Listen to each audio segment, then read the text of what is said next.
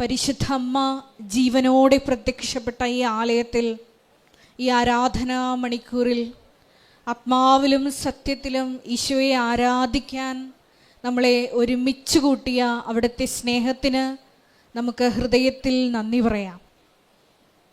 ഈശോ നമ്മളെ അറിയുന്നു, നമ്മുടെ നൊമ്പരങ്ങൾ ഏറ്റെടുത്തു എന്നുള്ളതിൻ്റെ തെളിവാണ് ഈ ഒരു ഈശോയുടെ സ്നേഹത്തിലേക്കുള്ള ആരാധന മണിക്കൂറിലേക്കുള്ള അവിടുത്തെ വിളി. അതുകൊണ്ട് തന്നെ നമ്മളെ വിഷമിപ്പിക്കുന്ന എല്ലാ പാപങ്ങളും ഭാരങ്ങളും നമ്മുടെ ജീവിത ചുറ്റുപാടുകളുമൊക്കെ ഈ അൾത്താരയിൽ നമുക്ക് ഇറക്കി വയ്ക്കാം. വരുന്ന ആരാധന മണിക്കൂറിലെല്ലാം ഈശോയുടെ ഹിതത്തിന് എല്ലാം വിട്ടുകൊടുത്തുകൊണ്ട് അവിടുത്തെ അറിഞ്ഞ് ആരാധിക്കാനുള്ള ഈശോയെ വലിയ കൃപ ഞങ്ങൾക്ക് ആത്മാവിൽ നൽകണമേ എന്ന് നമുക്ക് ഓരോരുത്തർക്കും മൗനമായിട്ട് പ്രാർത്ഥിക്കാം. നമുക്കെല്ലാവർക്കും അറിയാവുന്നതുപോലെ 2004 ഡിസംബർ 7 ഉച്ചകഴിഞ്ഞ് 2:30 ഇതുപോലൊരു ആരാധനാ മധ്യയാണ് ദൈവമാതാവ് സമയഘടികാരം നെഞ്ചിൽ ചാർത്തി ഈ അൾത്താരയിൽ പ്രത്യക്ഷയായിക്കൊണ്ട് ദുരന്തം ഉണ്ടാകുവാൻ പോകുന്നു, പ്രാർത്ഥിക്കണമെന്ന വലിയ സന്ദേശം കൈമാറിയത്. ജീവിതത്തിൻ്റെ വിവിധ ദുരന്ത മുഖങ്ങളിലായിരിക്കുന്ന നമ്മൾ ഓരോരുത്തരോടും പരിശുദ്ധ അമ്മ പറയുന്നത് ഇപ്രകാരമാണ്: നിങ്ങൾ പ്രാർത്ഥനയിൽ തന്നെ മുറുകെ പിടിക്കുക. മരിയൻ ഉടമ്പടി ഈ പ്രത്യക്ഷീകരണത്തോടനുബന്ധിച്ച് നമുക്ക് തരുമ്പോൾ പരിശുദ്ധ അമ്മ നമ്മിൽ നിന്ന് ആഗ്രഹിക്കുന്നതും അതുതന്നെയാണ്. വിശുദ്ധിയുള്ള ഒരു ജീവിതം നയിച്ച് പ്രാർത്ഥനയുടെ ഒരു അന്തരീക്ഷം നമ്മുടെ ആത്മാവിൽ സൃഷ്ടിച്ചുകൊണ്ട് ഈശോയെ നിന്നെ കൊടുക്കുവാൻ ഞങ്ങളെ ഓരോരുത്തരെയും പ്രാപ്തരാക്കുവാൻ എന്നുള്ളതാണ്. ഈശോയെ അതിന് ഞങ്ങളെ തന്നെ പൂർണ്ണമായിട്ട് ഈ അൾത്താരയിൽ ഈ സമയം സമർപ്പണം ചെയ്ത് പ്രാർത്ഥിക്കുന്നു. ഒപ്പം തന്നെ ഈ ധ്യാനം നയിക്കുവാൻ പോകുന്ന ബഹുമാനപ്പെട്ട VP ജോസഫ് അച്ഛനെ ഈ അൾത്താരയിൽ ആരാധന മണിക്കൂറിൽ പ്രത്യേകം നമുക്ക് സമർപ്പിച്ച് പ്രാർത്ഥിക്കാം. അച്ഛൻ്റെ അധരങ്ങളിലൂടെ പ്രദാനം ചെയ്യപ്പെടുന്ന ഓരോ വാക്കുകളും ഈശോയെ ഞങ്ങളെ ഒരു പുതു സൃഷ്ടികളാക്കി മാറ്റാനുള്ള വലിയൊരു തുറവിയിലേക്ക് നയിക്കണമേ എന്ന് നമുക്ക് എളിമയോടുകൂടി പ്രാർത്ഥിക്കാം. ഈശോയെ നിൻ്റെ കൃപ വന്ന് നിറയാനുള്ള ചാലകങ്ങളാക്കി ഓരോ സംവിധാനങ്ങളെയും വ്യക്തികളെയും ശുശ്രൂഷകളെയും രൂപാന്തരപ്പെടുത്തണമേ എന്ന് നമുക്ക് ഒരു നിമിഷം മൗനമായിട്ട് പ്രാർത്ഥിക്കാം. ഒരിക്കൽ കൂടി 2015 മുതൽ തീർത്ഥാടക ഉടമ്പടിയെടുത്ത് പരിശുദ്ധ അമ്മയുടെ നടയിൽ നിയോഗങ്ങൾ സമർപ്പിച്ചു പോയിട്ടുള്ള ഓരോ മക്കളുടെയും പ്രത്യേകമായ ജീവിത നിയോഗങ്ങളെയും അവരുടെ ജീവിത സാഹചര്യങ്ങളെയും അൾത്താരയിൽ സമർപ്പിച്ച് നമുക്കൊരു നിമിഷം പ്രാർത്ഥിക്കാം. ഒപ്പം തന്നെ 2020 മുതൽ ലോകത്തിൻ്റെ വിവിധ ഭൂഖണ്ഡങ്ങളിലായിരുന്നു കൊണ്ട് ഓൺലൈനായി ഉടമ്പടിയെടുത്ത് പ്രാർത്ഥിക്കുന്ന മുഴുവൻ മക്കളുടെ നിയോഗങ്ങളെ ഈ അൾത്താരയിൽ ഒരിക്കൽ കൂടി സമർപ്പിച്ച് നമുക്ക് ഓരോരുത്തർക്കും പ്രാർത്ഥിക്കാം. ഒപ്പം തന്നെ വിവിധങ്ങളായ സമയങ്ങളിൽ ഈ മരിയൻ ഉടമ്പടി ആരാധനയിൽ പങ്കെടുത്ത് പ്രാർത്ഥിക്കുവാൻ പോകുന്ന കൃപാസനത്തിൻ്റെ വിവിധ ഓൺലൈൻ ശുശ്രൂഷകളിൽ തത്സമയവും അല്ലാതെയും എല്ലാം പങ്കെടുത്ത് പ്രാർത്ഥിക്കുന്ന നിയോഗങ്ങൾ കമൻ്റായി സമർപ്പിച്ചിട്ടുള്ള ഓരോ മക്കളുടെയും നിയോഗങ്ങളെ ഈ അൾത്താരയിൽ സമർപ്പിച്ച് പ്രാർത്ഥിക്കാം. എല്ലാവരെയും കൃപാസനത്തിൽ ജീവനോടെ പ്രത്യക്ഷപ്പെട്ട ദൈവമാതാവിൻ്റെ പ്രത്യക്ഷീകരണത്തിൻ്റെ സ്ഥിരം സാക്ഷികളാക്കി നിത്യതയോളം ഉയർത്തണമേ എന്ന് പ്രാർത്ഥിച്ചുകൊണ്ട് ദിവ്യകാരുണ്യനാഥനെ വരവേറ്റുകൊണ്ട് നമുക്ക് ഇരുകരങ്ങളും ഉയർത്തി ശക്തമായി സ്തുതിക്കാം. Hallelujah, hallelujah. നീ എൻ്റെ രക്ഷകനും നീ എൻ്റെ വൈദ്യനും നീ എൻ്റെ ആലംബവും എൻ ദൈവം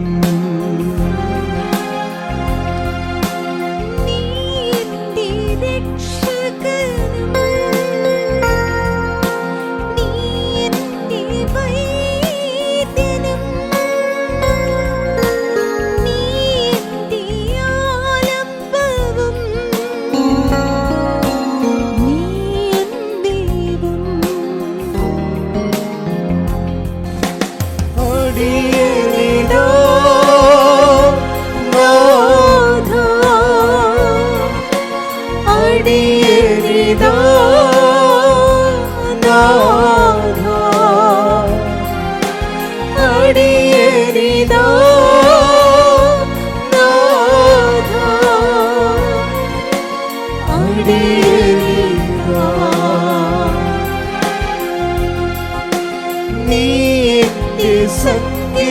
ദൈവവും നീ എന്റെ പരിശുദ്ധ പരമ ദിവ്യകാരുണ്യത്തിന് നേരവും ആരാധനയും പുകഴ്ചയും ഉണ്ടായിരിക്കട്ടെ.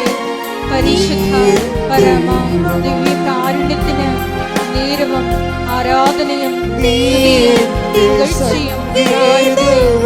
പരിശുദ്ധ പരമ ദിവ്യകാരുണ്യത്തിന് ആരാധനയും സ്തുതിയും പുകഴ്ചയും ഉണ്ടായിരിക്കട്ടെ. പ്രാണനാഥൻ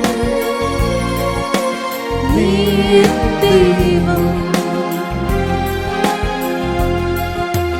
ആരാധിക്കും ഞാൻ പൂർണ്ണ ഹൃദയമോടെ, തേടും നിൻ മുഖം ജീവകാലമെല്ലാം,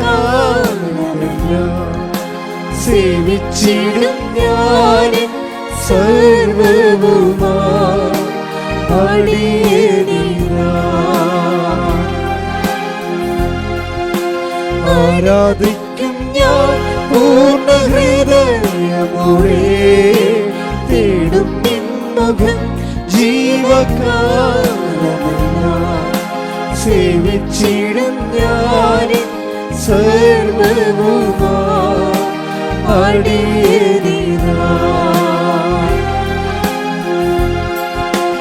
അടിയനിതാ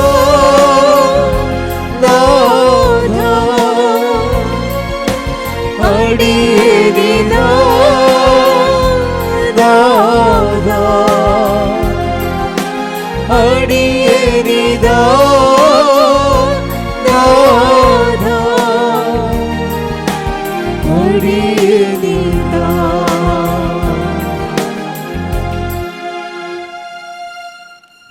പരിശുദ്ധ പരമദിവ്യകാരുണ്യത്തിന് എന്നേരവും ആരാധനയും സ്തുതിയും പുകഴ്ചയും ഉണ്ടായിരിക്കട്ടെ.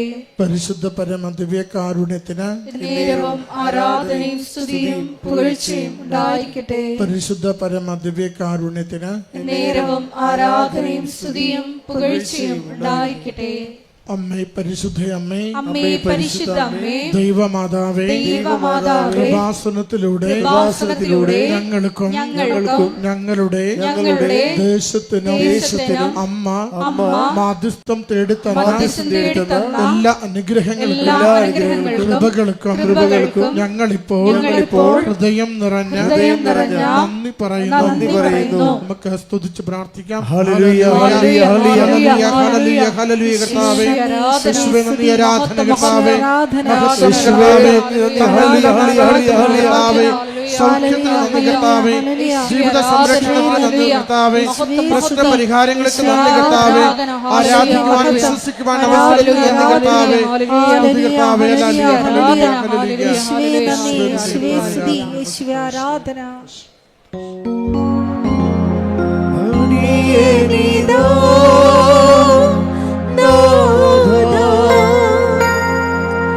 അടിയനിതാ നാഥാ, അടിയനിതാ നാഥാ, അടിയനിതാ. പരിശുദ്ധ പരമദിവ്യകാരുണ്യത്തിന് എന്നേരവും ആരാധനയും സ്തുതിയും പുകഴ്ചയും ഉണ്ടായിരിക്കട്ടെ. പരിശുദ്ധ പരമദിവ്യകാരുണ്യത്തിന് എന്നേരവും ആരാധനയും സ്തുതിയും പുകഴ്ചയും ഉണ്ടായിരിക്കട്ടെ. പരിശുദ്ധ പരമദിവ്യകാരുണ്യത്തിന് എന്നേരവും ആരാധനയും സ്തുതിയും പുകഴ്ചയും ഉണ്ടായിരിക്കട്ടെ. അമ്മേ പരിശുദ്ധ അമ്മേ, അമ്മേ പരിശുദ്ധ അമ്മേ, ദൈവമാതാവേ, ദൈവമാതാവേ, 2004 ഡിസംബർ 7-ാം തീയതി ഉച്ചകഴിഞ്ഞ് 2:30 കൃപാസനത്തിൽ സംഭവിച്ച അമ്മയുടെ പ്രത്യക്ഷപ്പെടലിനെ കുറിച്ച് തിരുസഭയ്ക്ക് സമർപ്പിച്ചിരിക്കുന്ന പഠനരേഖകളുടെ വസ്തുനിഷ്ഠവും ദൈവശാസ്ത്ര പ്രകാരമുള്ള വിധിപ്രകാരമുള്ളതുമായ അന്വേഷണ പഠനങ്ങൾ നടത്തി ആ പ്രത്യക്ഷപ്പെടലിലൂടെ പ്രകടമായ ദൈവമാതാവിന്റെ പ്രത്യേക കരുതലും സംരക്ഷണവും വെളിപ്പെടുത്തുന്ന പീഡിതരുടെ ആശ്വാസവും പ്രവാചകന്മാരുടെ രാജ്ഞി വാഗ്ദാനത്തിന്റെ പേടകവും പ്രപഞ്ച പ്രകൃതിയുടെ മാതാവുമായ പരിശുദ്ധമ്മയുടെ ഭക്തി തിരുസഭയിൽ കൂടുതൽ പ്രചരിച്ച് ജീവിതത്തിന്റെ ദുരിത അവസ്ഥകളിൽ അകപ്പെട്ട് കഴിയുന്ന അനേകായിരം മക്കൾക്ക് ദൈവത്തിന്റെ സാന്നിധ്യവും സന്ധിപ്പും കൂടുതൽ അനുഭവിക്കുക വഴി ആത്മീയ വിശുദ്ധി ദൈവശക്തി കൈവരിക്കുവാൻ ഞങ്ങളുടെ കുടുംബങ്ങളെ ഇടയാക്കണമേ. സ്തുതിച്ച് പ്രാർത്ഥിക്കാം.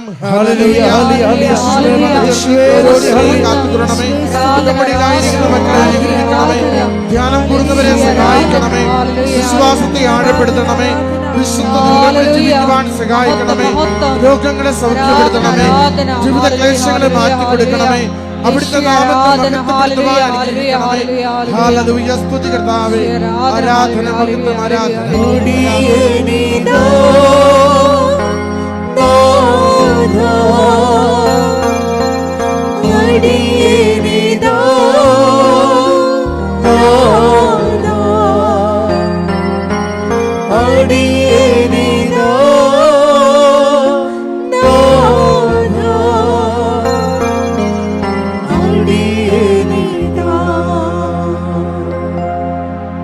പരിശുദ്ധ പരമദിവ്യകാരുണ്യത്തിന് ആരാധനയും സ്തുതിയും പുകഴ്ചയും ഉണ്ടായിരിക്കട്ടെ. പരിശുദ്ധ പരമദിവ്യകാരുണ്യത്തിന് ആരാധനയും സ്തുതിയും പുകഴ്ചയും ഉണ്ടായിരിക്കട്ടെ. പരിശുദ്ധ പരമദിവ്യകാരുണ്യത്തിന് ആരാധനയും സ്തുതിയും പുകഴ്ചയും ഉണ്ടായിരിക്കട്ടെ.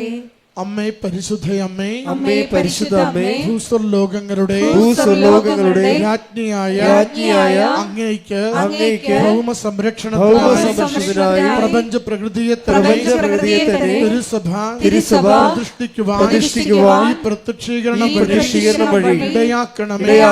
പരിശുദ്ധമ്മേ, ജപമാല മാതാവേ, സകല കൃപാസന പ്രാർത്ഥനകളോടും ചേർത്ത് ഞങ്ങളിപ്പോൾ പ്രാർത്ഥിക്കുന്ന ഈ കുടുംബത്തിന്റെ പ്രത്യേക നിയോഗവും നമ്മുടെ എല്ലാ അപേക്ഷകളും ആവശ്യങ്ങളും കൃപാസന മാതാവിന്റെ സംരക്ഷണയിൽ ഈശോയുടെ ദിവ്യകാരുണ്യത്തിന് സമർപ്പിക്കാം.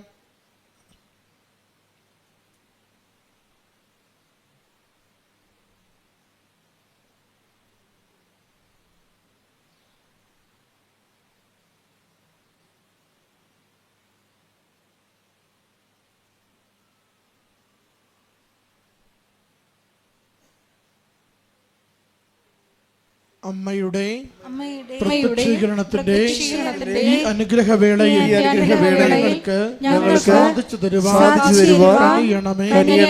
ആമേൻ. നമുക്ക് സ്തുതിച്ച് പ്രാർത്ഥിക്കാം. ഹല്ലേലൂയ, ഹല്ലേലൂയ, ഹല്ലേലൂയ, അവിടുത്തെ സന്ദേശത്താൽ നിറയ്ക്കണമേ കർത്താവേ. യേശുവേ നന്ദി, ഹല്ലേലൂയ, ഹല്ലേലൂയ, ഹല്ലേലൂയ, യേശുവേ സ്തുതി, ഹല്ലേലൂയ, ഹല്ലേലൂയ, ഹല്ലേലൂയ, ഹല്ലേലൂയ, ഹല്ലേലൂയ, ഹല്ലേലൂയ, യേശുവേ നന്ദി, ഹല്ലേലൂയ, ഹല്ലേലൂയ, ഹല്ലേലൂയ, ഹല്ലേലൂയ, ഹല്ലേലൂയ, ഹല്ലേലൂയ, യേശുവേ നന്ദി, നന്ദി, ഹല്ലേലൂയ, ഹല്ലേലൂയ,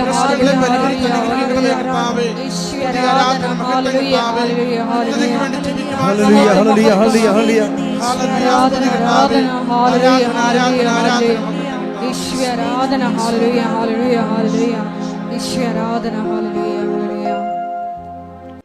ആത്മാവേ റൂഹായേ ഞങ്ങളിൽ നിറയണമേ. ചേർത്ത് പാടാം.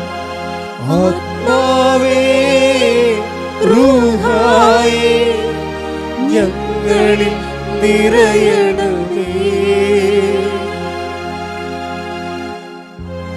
അഭിഷേകത്തിൻ കൃപയായി ഞങ്ങളിൽ നിറയുക ആത്മാവേ. അഭിഷേകത്തിൻ കൃപയായി ഞങ്ങളിൽ നിറയുക ആത്മാവേ.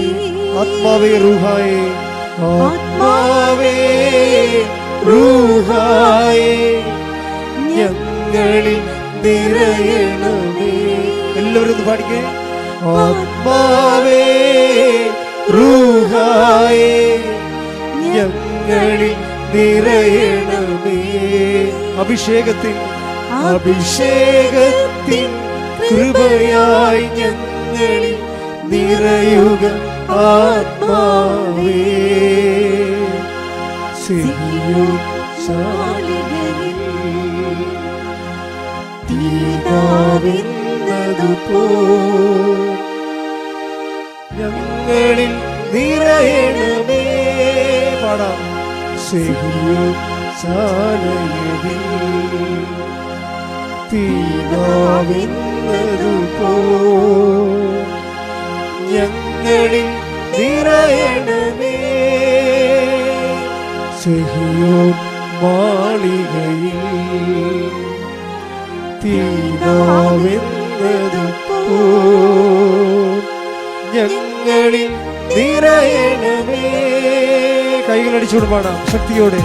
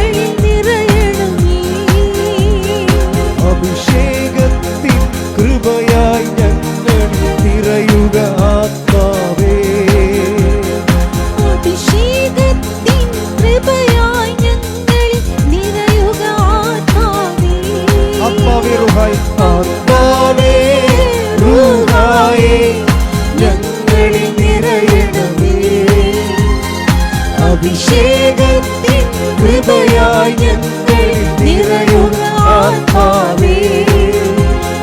സിയോൻ മാളികയിൽ തീനാവിന്നതുപോൽ ഞങ്ങളിൽ നിറയണമേ. സിയോൻ മാളികയിൽ തീനാവിന്നതുപോൽ ഞങ്ങളിൽ നിറയണമേ. കൈകൾ ഉയർത്തിയടിച്ചുകൊണ്ട് ആത്മാവേ റൂഹായേ ഞങ്ങളിൽ നിറയണമേ. ശക്തിയോട് പാടാം. ആത്മാവേ റൂഹായേ ഞങ്ങളിൽ നിറയണമേ. അഭിഷേകത്തിൻ കൃപയായി ഞങ്ങളിൽ നിറയുക ആത്മാവേ. സിയോൻ മാളികയിൽ തീനാവിന്നതുപോൽ ഞങ്ങളിൽ നിറയണമേ. സിയോൻ മാളികയിൽ തീനാവിന്നതുപോൽ ഞങ്ങളിൽ നിറയണമേ. സ്തുതിക്കട്ടെ. ഹല്ലേലൂയ ഹല്ലേലൂയ ഹല്ലേലൂയ. സ്തുതിക്കട്ടെ. ഹല്ലേലൂയ.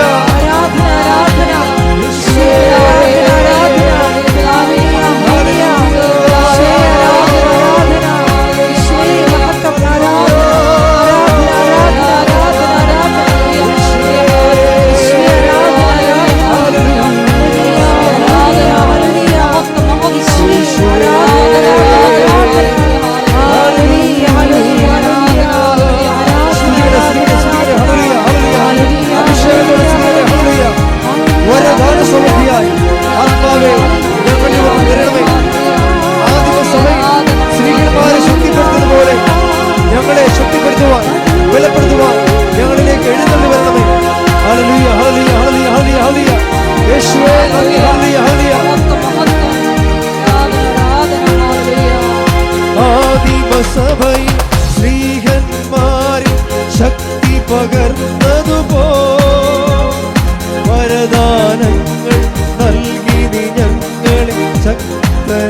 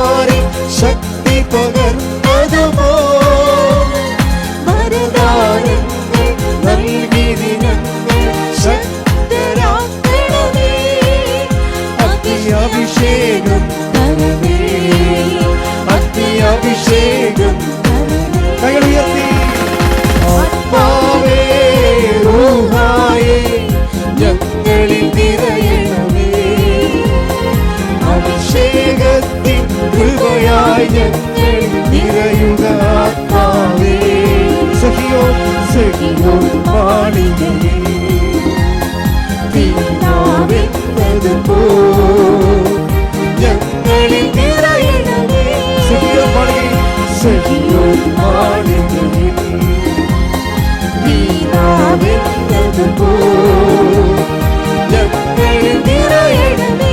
സ്തുതിക്കട്ടെ. ഹല്ലേലൂയ, ഹല്ലേലൂയ.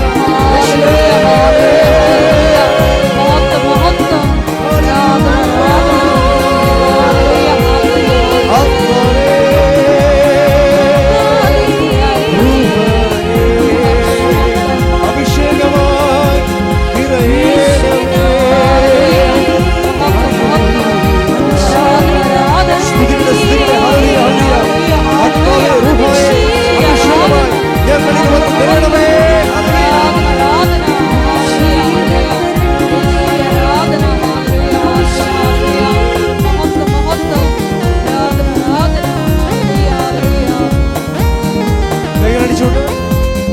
ജോർദാൻ നദി വെണ്മാവായി പറന്നിറങ്ങിയപ്പോൾ നവമൊരു ജനനം നൽകി നീ ഞങ്ങളെ ബലപ്പെടുത്തണമേ. ജോർദാൻ നദി വെണ്മാവായി പറന്നിറങ്ങിയപ്പോൾ നവമൊരു ജനനം നൽകി നീ ഞങ്ങളെ ബലപ്പെടുത്തണമേ. ജോർദാൻ നദി വെണ്പ്രാവായി പറന്നിറങ്ങിയപ്പോൾ നവമൊരു ജനനം നൽകി ഞങ്ങൾ ബലപ്പെടുത്തണമേ. ആത്മശക്തി പകർന്നിടണമേ. ആത്മശക്തി പകർന്നിടണമേ. ആത്മാവേ, ആത്മാവേ, റൂഹായേ ഞങ്ങളിൽ നിറയണമേ. അഭിഷേകത്തിൻ കൃപയായി ഞങ്ങൾ നിറയുക ആത്മാവേ. സഖിയോൻ സഖിയോൻ ചാരയിൽ നീനാവെന്നതുപോ ഞങ്ങളിൽ നിറയണമേ. സഖിയോൻ മാളികയിൽ സഖിയോൻ മാളികയിൽ നീനാവെന്നതുപോ ഞങ്ങളിൽ നിറയണമേ. ആത്മാവേ, റൂഹായേ ഞങ്ങളിൽ നിറയണമേ. അഭിഷേകത്തിൻ കൃപയായി ഞങ്ങൾ നിറയുക ആത്മാവേ. കൈ ഉയർത്തിയടിച്ചുകൊണ്ട് ആത്മാവേ, റൂഹായേ ഞങ്ങളിൽ നിറയണമേ. അഭിഷേകത്തിൻ കൃപയായി ഞങ്ങൾ നിറയുക ആത്മാവേ. സഖിയോൻ മാളികയിൽ നീനാവെന്നതുപോ ഞങ്ങളിൽ നിറയണമേ. സഖിയോൻ മാളികയിൽ നീനാവെന്നതുപോ ഞങ്ങളിൽ നിറയണമേ. ഞങ്ങളിൽ നിറയണമേ. ഞങ്ങളിൽ നിറയണമേ. കൈ ഉയർത്തിയടിച്ചുകൊണ്ട് ഞങ്ങളിൽ നിറയണമേ. ഞങ്ങളിൽ ഹല്ലേലൂയ, ഹല്ലേലൂയ, ഹല്ലേലൂയ. സ്തുതിക്കട്ടെ, സ്തുതിക്കട്ടെ. ഹല്ലേലൂയ, ഹല്ലേലൂയ, ഹല്ലേലൂയ. യേശുവേ.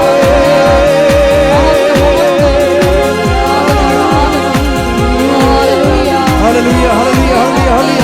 ആത്മാവേ, റൂഹായേ അഭിഷേകമായി ഞങ്ങളിൽ വന്ന് നിറയണമേ.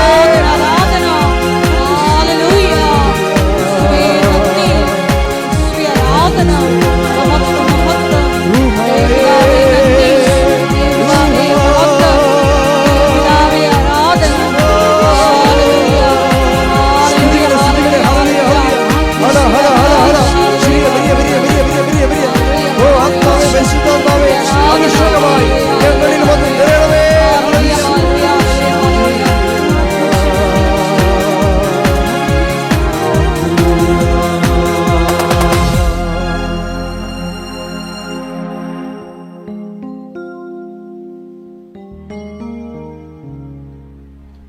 Praise Lord.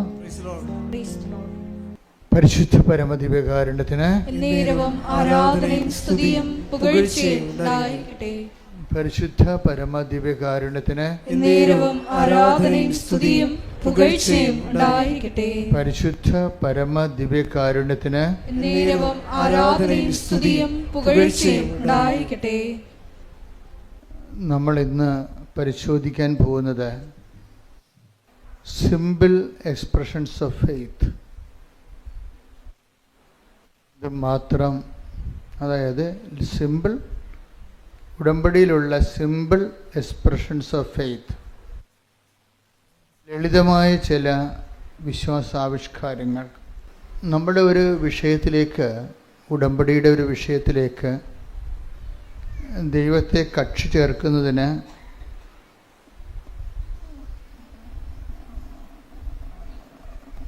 സാധാരണ മനുഷ്യരുടെ ജീവിതത്തിലെ അവർക്ക് ദൈവം കൊടുക്കുന്ന ചില ലളിതമായ പരിഹാര മാർഗങ്ങളുണ്ട്.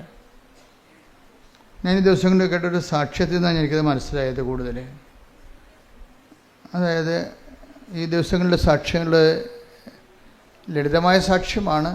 നിങ്ങൾക്ക് ചിലർക്ക് അതത്ര വലിയ സാക്ഷ്യമാണെന്ന് തോന്നത്തില്ല, പക്ഷെ വലിയ സാക്ഷ്യമാണത് കേൾക്കുമ്പോൾ. അതായത് ഒരു വ്യക്തിക്ക് അറബി രാജ്യത്ത് ജോലി നഷ്ടപ്പെടുന്നതാണ്. അപ്പോൾ ജോലി നഷ്ടപ്പെട്ട് കഴിഞ്ഞാൽ നിങ്ങൾക്കറിയാമല്ലോ, ഭൗതികമായി നമ്മളെല്ലാം ആശ്രയിച്ചിരിക്കുന്നത് ജോലിയിലാണ്. വരുമാനമാർഗം തീർന്നാൽ അതിൻ്റെ ഒപ്പം പല കാര്യങ്ങളും തീരും. അപ്പോൾ അത്ര നിസ്സാരമല്ല ജോലി എന്ന് പറയണത്. ഉടമ്പടിയിൽ ജോലി ഒരു പ്രധാനപ്പെട്ട സബ്ജക്റ്റാണ്. മനുഷ്യൻ്റെ എല്ലാ വിഷയങ്ങളും, ജീവിത പ്രാരാബ്ധങ്ങൾ ഒക്കെ ഉടമ്പടി വളരെ സുന്ദരമായിട്ട് കൈകാര്യം ചെയ്യുന്നത് കാണാം.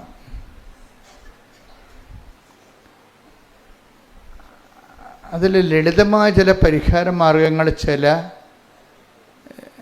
സാധാരണ മനുഷ്യരിൽ നിന്നുണ്ടാകുമ്പോൾ അതിൻ്റെ സ്ക്രിപ്ചറൽ സ്പേസ് സുവിശേഷവിഹിതമായി അതിൻ്റെ സ്ഥാനം എവിടെയാണ് എന്ന് പരിശോധിച്ചിട്ട് നിങ്ങൾക്ക് കൂടി, അവർക്ക് മാത്രമല്ല അവർ നേടിയെടുത്ത അതേ അനുഗ്രഹം നിങ്ങൾക്ക് നേടിയെടുക്കാൻ വേണ്ടി ആണ് ഞാനത് സാക്ഷ്യത്തെ ജനറലൈസ് ചെയ്യുന്നത്. ചില പെർട്ടിക്കുലർ കാര്യങ്ങളായിരിക്കും നടന്നത്, വളരെ സ്വകാര്യവും ഒറ്റപ്പെട്ടതുമായിട്ടുള്ള കാര്യങ്ങൾ. പക്ഷെ ഞാനത് സാക്ഷ്യത്തിൽ അത് വിശദീകരിക്കുമ്പോൾ എന്താണ് ഞാൻ ചെയ്യുന്നത്? ഞാനതിനെ ജനറലൈസ് ചെയ്തിട്ട് മറ്റുള്ളവരെ കൂടി ആപ്ലിക്കേറ്റ് ചെയ്യാൻ പറ്റുന്ന രീതിയിൽ ഞാനതിനെ ഒരു സയൻറ്റിഫിക് രീതിയിൽ അറേഞ്ച് ചെയ്ത് തരും നിങ്ങൾക്ക്. അവരിങ്ങനെ ചെയ്തപ്പോഴാണ് രക്ഷപ്പെട്ടത്, അത് ചുരുക്കത്തിലുള്ള അവരിങ്ങനെ ചെയ്തപ്പോഴാണ് രക്ഷപ്പെട്ടത്. നിങ്ങളും ആ ഒരു മാർഗം നോക്കിയാൽ നല്ലതായിരിക്കും, ചിലവർ രക്ഷപ്പെടാൻ സാധ്യതയുണ്ട്. എന്തുകൊണ്ട് നിങ്ങൾ ആ വഴി നോക്കിയാൽ രക്ഷപ്പെടും? അതിൻ്റെ ബുദ്ധിപരമായ കൺകറൻസ്, ഇൻ്റലക്ച്വൽ കൺകറൻസ് എന്ന് പറയും. ബുദ്ധിപരമായിട്ടുള്ള യുക്തി എവിടെയാണ് അത് ഞാൻ സാക്ഷ്യത്തിൽ പറയും. അപ്പോഴേ കുറച്ച് എഡ്യൂക്കേറ്റഡ് ആയിട്ടുള്ള ഓഡിയൻസിന് ഇപ്പം അച്ഛൻ പറഞ്ഞത് ശരിയാണ് എന്നവർക്ക് പറയും. കാര്യം അവർ യുക്തി കൊണ്ടാണ് ചില കാര്യങ്ങൾ ചെയ്യണത്. കുറച്ച് എഡ്യൂക്കേഷൻ കൂടി കഴിയുമ്പോൾ പിന്നെ നമ്മൾ റീസണും ഭയങ്കര വില്ലനായിട്ട് വർക്ക് ചെയ്യും. എഡ്യൂക്കേഷന് അങ്ങനെ ഗുണമുണ്ട് ദോഷമുണ്ട്. എഡ്യൂക്കേഷൻ ലെവൽ കൂടിക്കഴിഞ്ഞാൽ റീസൺ, ബുദ്ധി ഒരു വില്ലനായിട്ട് വർക്ക് ചെയ്യും. എന്തിൻ്റെ? വിശ്വാസത്തിൻ്റെ വില്ലനായിട്ട് വരും. ഇപ്പോൾ എല്ലാ സിനിമയിലും എല്ലാ കഥകളിലും ഒരു ഹീറോയും ഉണ്ടാവും, ഒരു വില്ലനും ഉണ്ടാവും. അപ്പോൾ ഹീറോ ആയിട്ട് വരണത് പലപ്പോഴും വിശ്വാസമായിരിക്കും. അതിൻ്റെ വില്ലനായിട്ട് വരണത് ആരായിരിക്കും? യുക്തിയായിരിക്കും. ഇനി യുക്തിയെ നമ്മളെങ്ങനെയായിട്ട് മലത്തിയടിക്കണം എന്നുള്ളതാണ് പിന്നീട് അടുത്ത പ്രോസസ്സിലൂടെ പറയണത്. കാര്യം ഇവർ രണ്ടുപേരും കൂടി ഒരുമിച്ച് പോവുക ചില സമയത്ത് സാഹചര്യം ഒക്കത്തില്ല. സാധാരണഗതിയിൽ ഇവർ തമ്മിൽ സഹസഞ്ചാരമാണ്, യുക്തിയും വിശ്വാസവും ഒരുമിച്ചാണ് പോണത്. പക്ഷെ ചില മേഖലയിൽ വന്നു കഴിഞ്ഞാൽ യുക്തി വർക്കൗട്ട് ചെയ്യത്തില്ല. എന്താ കാര്യം? അവിടെ വിശ്വാസത്തിൽ അധിഷ്ഠിതമായ സ്നേഹം മാത്രമേ വർക്കൗട്ട് ചെയ്യത്തുള്ളൂ.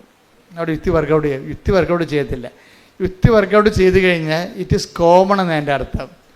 യുക്തി ഉപയോഗിച്ച് കഴിഞ്ഞാൽ വിശ്വാസമില്ലാത്തവർക്ക് യുക്തി കൊണ്ട് ജീവിക്കാൻ പറ്റും. വിശ്വാസമില്ലാത്തവർക്ക് യുക്തി കൊണ്ട് ചിലർക്ക് ജീവിക്കാൻ പറ്റും ചില കാര്യങ്ങൾക്ക്. പക്ഷേ യുക്തി മാത്രമുള്ളവർക്ക് വിശ്വാസം കൊണ്ട് ജീവിക്കാൻ പറ്റത്തില്ല. ഇതാണ് വിഷയം. യുക്തി മാത്രം ഉപയോഗിക്കുന്നവർക്ക് വിശ്വാസം കൊണ്ട് ജീവിക്കാൻ പറ്റത്തില്ല. കാര്യം എന്താണ്? ചില വിഷയങ്ങൾ യുക്തിയാതീതമാണ്. ഇപ്പോൾ ഇവിടെ പറയുന്ന ഒരു സാക്ഷ്യത്തിൽ ഒരു മായയുണ്ട്, ഒരു സുശീലയുണ്ട്. നാട്ടുകാരാണ്, ചേർത്തലക്കാരാണ് ഇവർ. അപ്പോൾ സുശീലയുടെ മകളാണ് ഈ മായ. മായയെ ഒരു അവളുടെ ഏജൻസി പറ്റിച്ചു എന്നാണ് പ്രശ്നം. ഈ കേസ് സ്റ്റഡി പോണത് ഇങ്ങനെയാണ്, ആ സാക്ഷ്യം പോണത് ഇങ്ങനെയാണ്. മായയെ ഏജൻസി 5 ലക്ഷം രൂപ വാങ്ങിച്ച് ഇവർ ഗൾഫിൽ ജോലി കൊടുക്കാമെന്ന് പറഞ്ഞു. പക്ഷേ കഫീലിന് അവിടെയുള്ള വിസ നമുക്ക് തരുന്ന ആളിന് ഏജൻസി പൈസ കൊടുത്തില്ല. ആ പൈസയും കൊണ്ട് ഏജൻസി മുങ്ങി. ഇപ്പോഴേ കഫീലിൻ്റെ പേരിലാണ് ഇവിടെ വിസ നിൽക്കണത്. അവരാണെങ്കിൽ അത് കാരണം എന്ത് പറ്റുമെന്ന്, ഇവരുടെ ജോലിയുടെ പകുതി ശമ്പളം കഫീലിന് പോവും. ഇവർ ജോലി ചെയ്യുന്നുണ്ട്, പക്ഷേ ശമ്പളം പകുതിയോളം ഈ വിസ തന്ന ആൾ, അവർക്ക് പൈസ കിട്ടിയില്ലല്ലോ, ഏജൻസിക്ക് പൈസ കിട്ടി, ഏജൻസി മുങ്ങിയല്ലോ. അപ്പോൾ ആ പൈസ അവർക്ക് കിട്ടാത്ത കാരണം ഇവരെ വെച്ചുകൊണ്ട് അവർ കാശുണ്ടാക്കുകയാണ്. പക്ഷേ ഇവർക്ക് രണ്ടുപേർക്കുള്ള കാശുകൾ നേരത്തെ കൊടുത്തിരുന്നു. അത് പക്ഷേ ഏജൻറ്റ് കഫീലിന് കൊടുത്തില്ല. അതാണ് പ്രശ്നം. വിസ ഡോണറിന് കൊടുത്തില്ല. ജീവിതം നരകതുല്യമായിപ്പോയി. എന്താ, ജോലിയേ ഇല്ല. ഉള്ള ജോലിയുടെ പകുതി ശമ്പളം കൊണ്ട് കഫീൽ പോകും. പിന്നെ ഇവർ തമ്മിൽ അവസാനം ഇത് പറഞ്ഞ് തർക്കമായി, വഴക്കായി, സങ്കടമായി, നിലവിളിയായി. പണി ചെയ്തിട്ട് കാര്യമില്ല, നാട്ടിൽ പൈസ അയക്കാൻ പറ്റണില്ല, ചിലവിന് പൈസ തികയുന്നില്ല. അന്യരാജ്യങ്ങളിൽ പോയി വിഷമിക്കുന്നവർ എന്തുമാത്രമാണെന്നറിയോ? അവരെല്ലാവരും, നിങ്ങൾ ഓർക്കരുത്, നിങ്ങൾ അവിടെ പോകുമ്പോൾ എല്ലാം ഭംഗിയായിട്ട് അവർ സന്തോഷമായിട്ട് ജീവിക്കണമെന്ന്. അവരിതിനേക്കാൾ കഷ്ടപ്പെട്ട് അതായത് ഒരു 60% പേര് ഇവിടെ കേരളത്തിൽ ജീവിച്ചതിനേക്കാൾ മോശമായിട്ട് അവിടെ ജീവിക്കണം. അവിടെ ചെന്നാലേ അത് മനസ്സിലാകത്തുള്ളൂ. ഞാൻ കഴിഞ്ഞ ദിവസങ്ങളിലൊക്കെ ഷാർജയിൽ ധ്യാനം നടത്തിക്കൊണ്ടിരിക്കും. ഇപ്പം രാവിലെ മുതൽ ആൾക്കാർ എന്നെ കാണാൻ വേണ്ടി നിൽക്കും. 5 മണി വെളുപ്പിന് 5 മണിക്ക് തന്നെ ആൾക്കാർ വരും. ഞാൻ 2 മണി വരെ കാണും. അപ്പം ഞാൻ തളർന്നു പോകും. കാര്യം ധ്യാനമുണ്ട്. വൈകുന്നേരം 5 മണിക്ക് ധ്യാനം തുടങ്ങിയാൽ 10 മണിക്കാണ് തീരണത്. അപ്പം അതുകൊണ്ട് നമുക്ക് കുറച്ച് പ്രാർത്ഥിക്കണ്ടേ. അപ്പോൾ ഞാൻ 2 മണിയാകുമ്പോൾ ഒരു കണക്കിന് ഞാനത് അവസാനിപ്പിക്കും. അപ്പം അങ്ങനെ ആ മേഖലയിലെല്ലാം പറയുന്ന കാര്യങ്ങൾ എനിക്ക് പെട്ടെന്ന് മനസ്സിലാകും. അത് കാരണം നിങ്ങളങ്ങനെയുള്ള സങ്കടത്തിൽപ്പെട്ട് കിടക്കുന്ന എല്ലാവരെയും ഒന്ന് ഓർത്ത് ഒന്ന് ശക്തമായി ദൈവതിരുസന്നിധി ഏൽപ്പിച്ചുകൊണ്ട് സ്തുതിക്കട്ടെ. ഹല്ലേലൂയ, ഹല്ലേലൂയ, ഹല്ലേലൂയ, ഹല്ലേലൂയ, ഹല്ലേലൂയ. യേശുവേ നന്ദി, ഹല്ലേലൂയ, ആരാധന. യേശുവേ, വിദേശ ഹല്ലേലൂയ, രാജ്യങ്ങളിൽ ഹല്ലേലൂയ, പല കാരണങ്ങൾ മൂലം യേശുവേ ആരാധന, പോയി മക്കളെ ഈ ആരാധനയോട് ചേർത്ത് ഞങ്ങൾ സമർപ്പിച്ച് പ്രാർത്ഥിക്കുന്നു. സഞ്ചാരി മാതാവ് സഞ്ചരിച്ചെത്തി മക്കളുടെ വിഷയങ്ങളിലെല്ലാം വേഗം ഇടപെട്ട് ഓടി വന്ന് ഈ ആൾക്കാരിൽ സാക്ഷ്യം പറയുവാൻ മക്കൾക്ക് എല്ലാവർക്കും കൃപ നൽകണമേ. ഹല്ലേലൂയ, ഹല്ലേലൂയ, മഹത്വം, മഹത്വം. സ്നേഹരാജാവേ എന്നെന്നും എന്നുള്ളിൽ വാഴാ സ്നേഹത്തിൻ പൂനിലാവേ എന്നുള്ളിൽ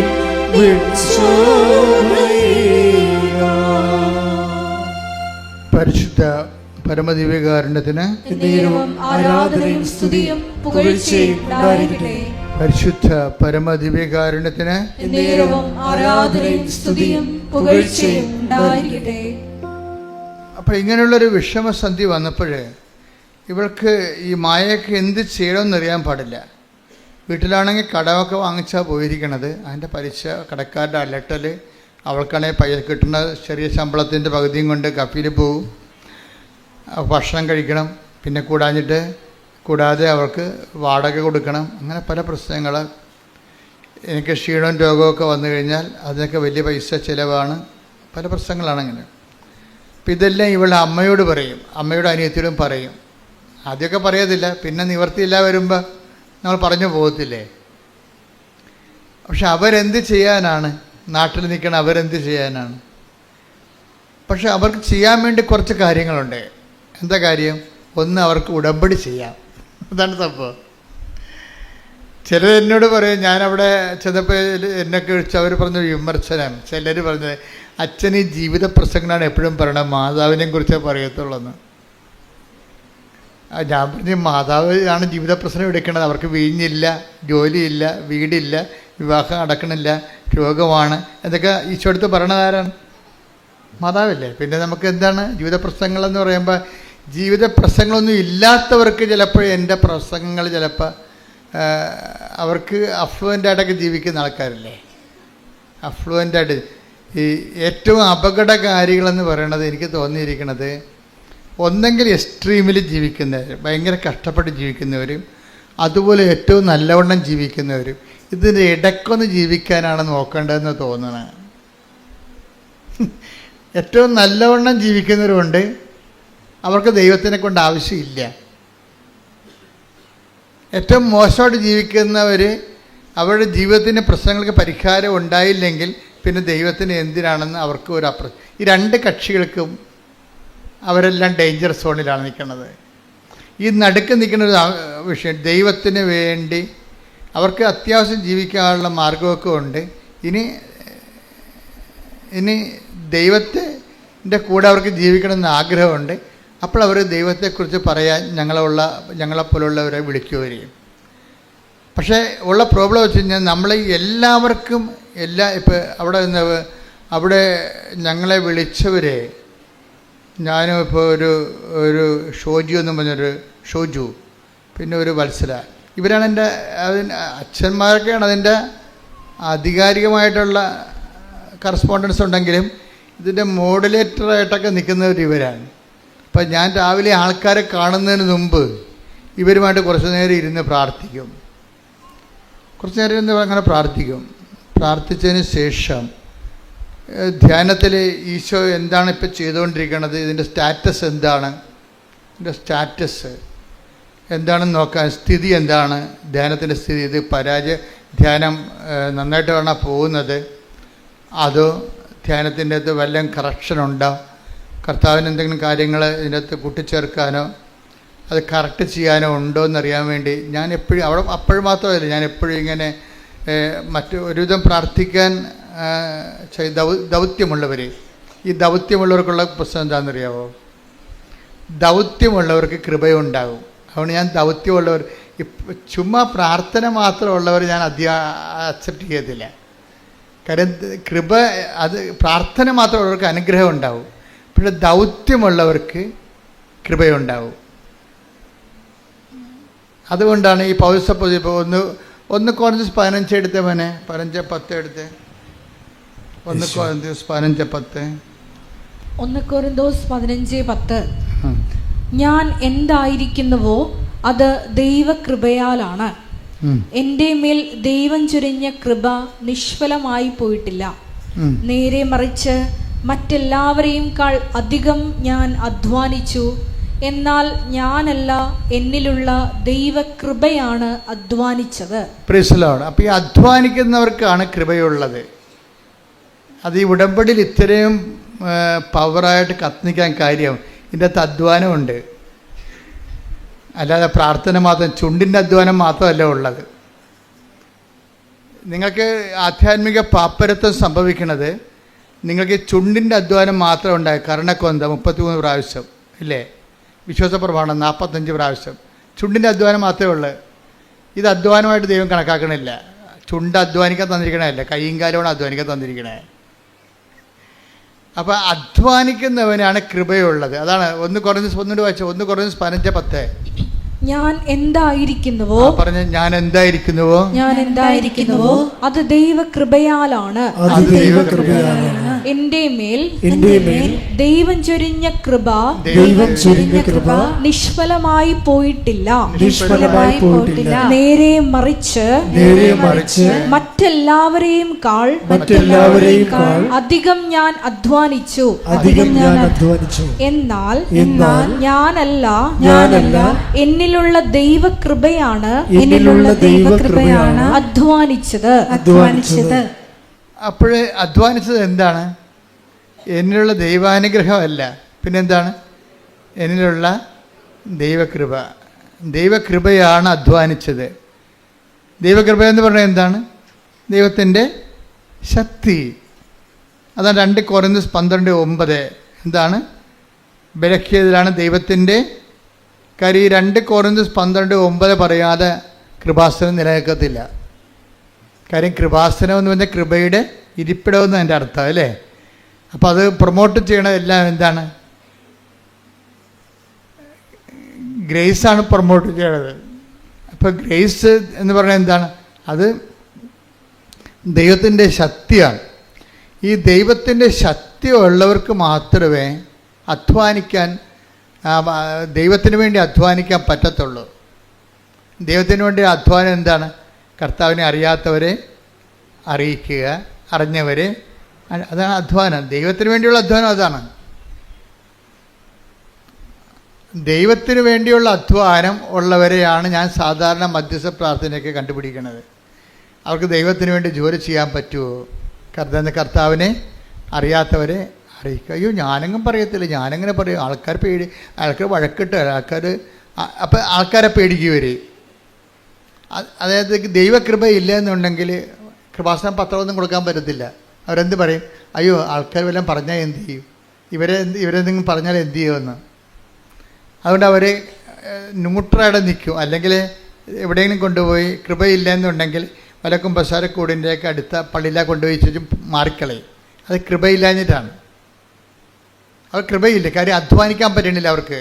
ഇപ്പോൾ ചിലർ പറഞ്ഞു ഞാൻ ഓർഫനേജിൽ പോയി, ഞാൻ ഓൾഡ് ഏജ് ഹോമിൽ പോയി, ഒരു ദിവസം അവരുടെ കൂടെ താമസിച്ചു. അവരുടെ പഴയ മുഷിഞ്ഞ ഉടുപ്പെല്ലാം ഞാൻ വാങ്ങിച്ചിട്ട് ഞാൻ വാഷിംഗ് മെഷീൻ കൊണ്ടിട്ട് കഴുകി അവർക്ക് തേച്ച് കൊടുത്തു. അവർക്ക് അല്ലെങ്കിൽ ഞാൻ ഒരു ദിവസം അവിടെ പോയി ഭക്ഷണം ഉണ്ടാക്കി കൊടുത്തു. അവർക്ക് അധ്വാനമാണ്, കർത്താവിന് വേണ്ടിയുള്ള അധ്വാനമാണ്. അതെന്തുകൊണ്ടാണ്? അത് കൃപയാണ്. അതാ 1 കൊരിന്ത്യർ 15 ഒന്ന് പ്രാർത്ഥിച്ച് ഒരു കൈ കൊടുത്ത് പ്രാർത്ഥിച്ച് കർത്താവ് ദൈവമേ, ദൈവകൃപ അങ്ങയ്ക്ക് വേണ്ടി അധ്വാനിക്കാനുള്ള ദൈവകൃപ എന്നിൽ നിറയാൻ വേണ്ടി ഞാൻ പ്രാർത്ഥിക്കുന്നു. ശ്രുതികട ഹല്ലേലൂയ, ഹല്ലേലൂയ, ഹല്ലേലൂയ, ഹല്ലേലൂയ. യേശുവേ ഹല്ലേലൂയ, ഹല്ലേലൂയ, ഹല്ലേലൂയ. മഹത്വം ആരാധന, ആരാധന. ഹല്ലേലൂയ, ഹല്ലേലൂയ. യേശുവേ ആരാധന. ഹല്ലേലൂയ, ഹല്ലേലൂയ.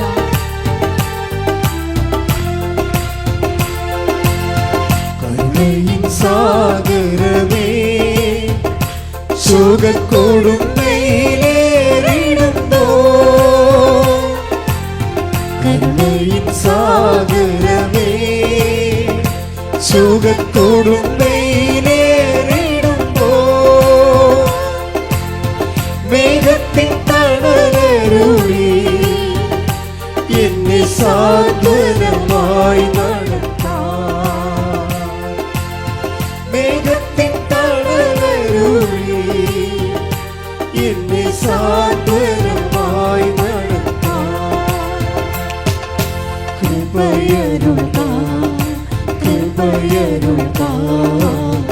അളവന്റെ പകർന്നിടുക ഈ ഭൂമിയിൽ യാത്രയിൽ ദൈവകൃപയരുക,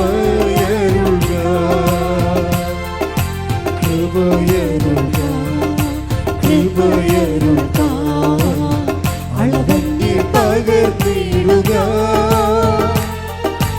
ഈ ഭൂമിയിൽ യാത്രയിൽ ദൈവകൃപയരുക.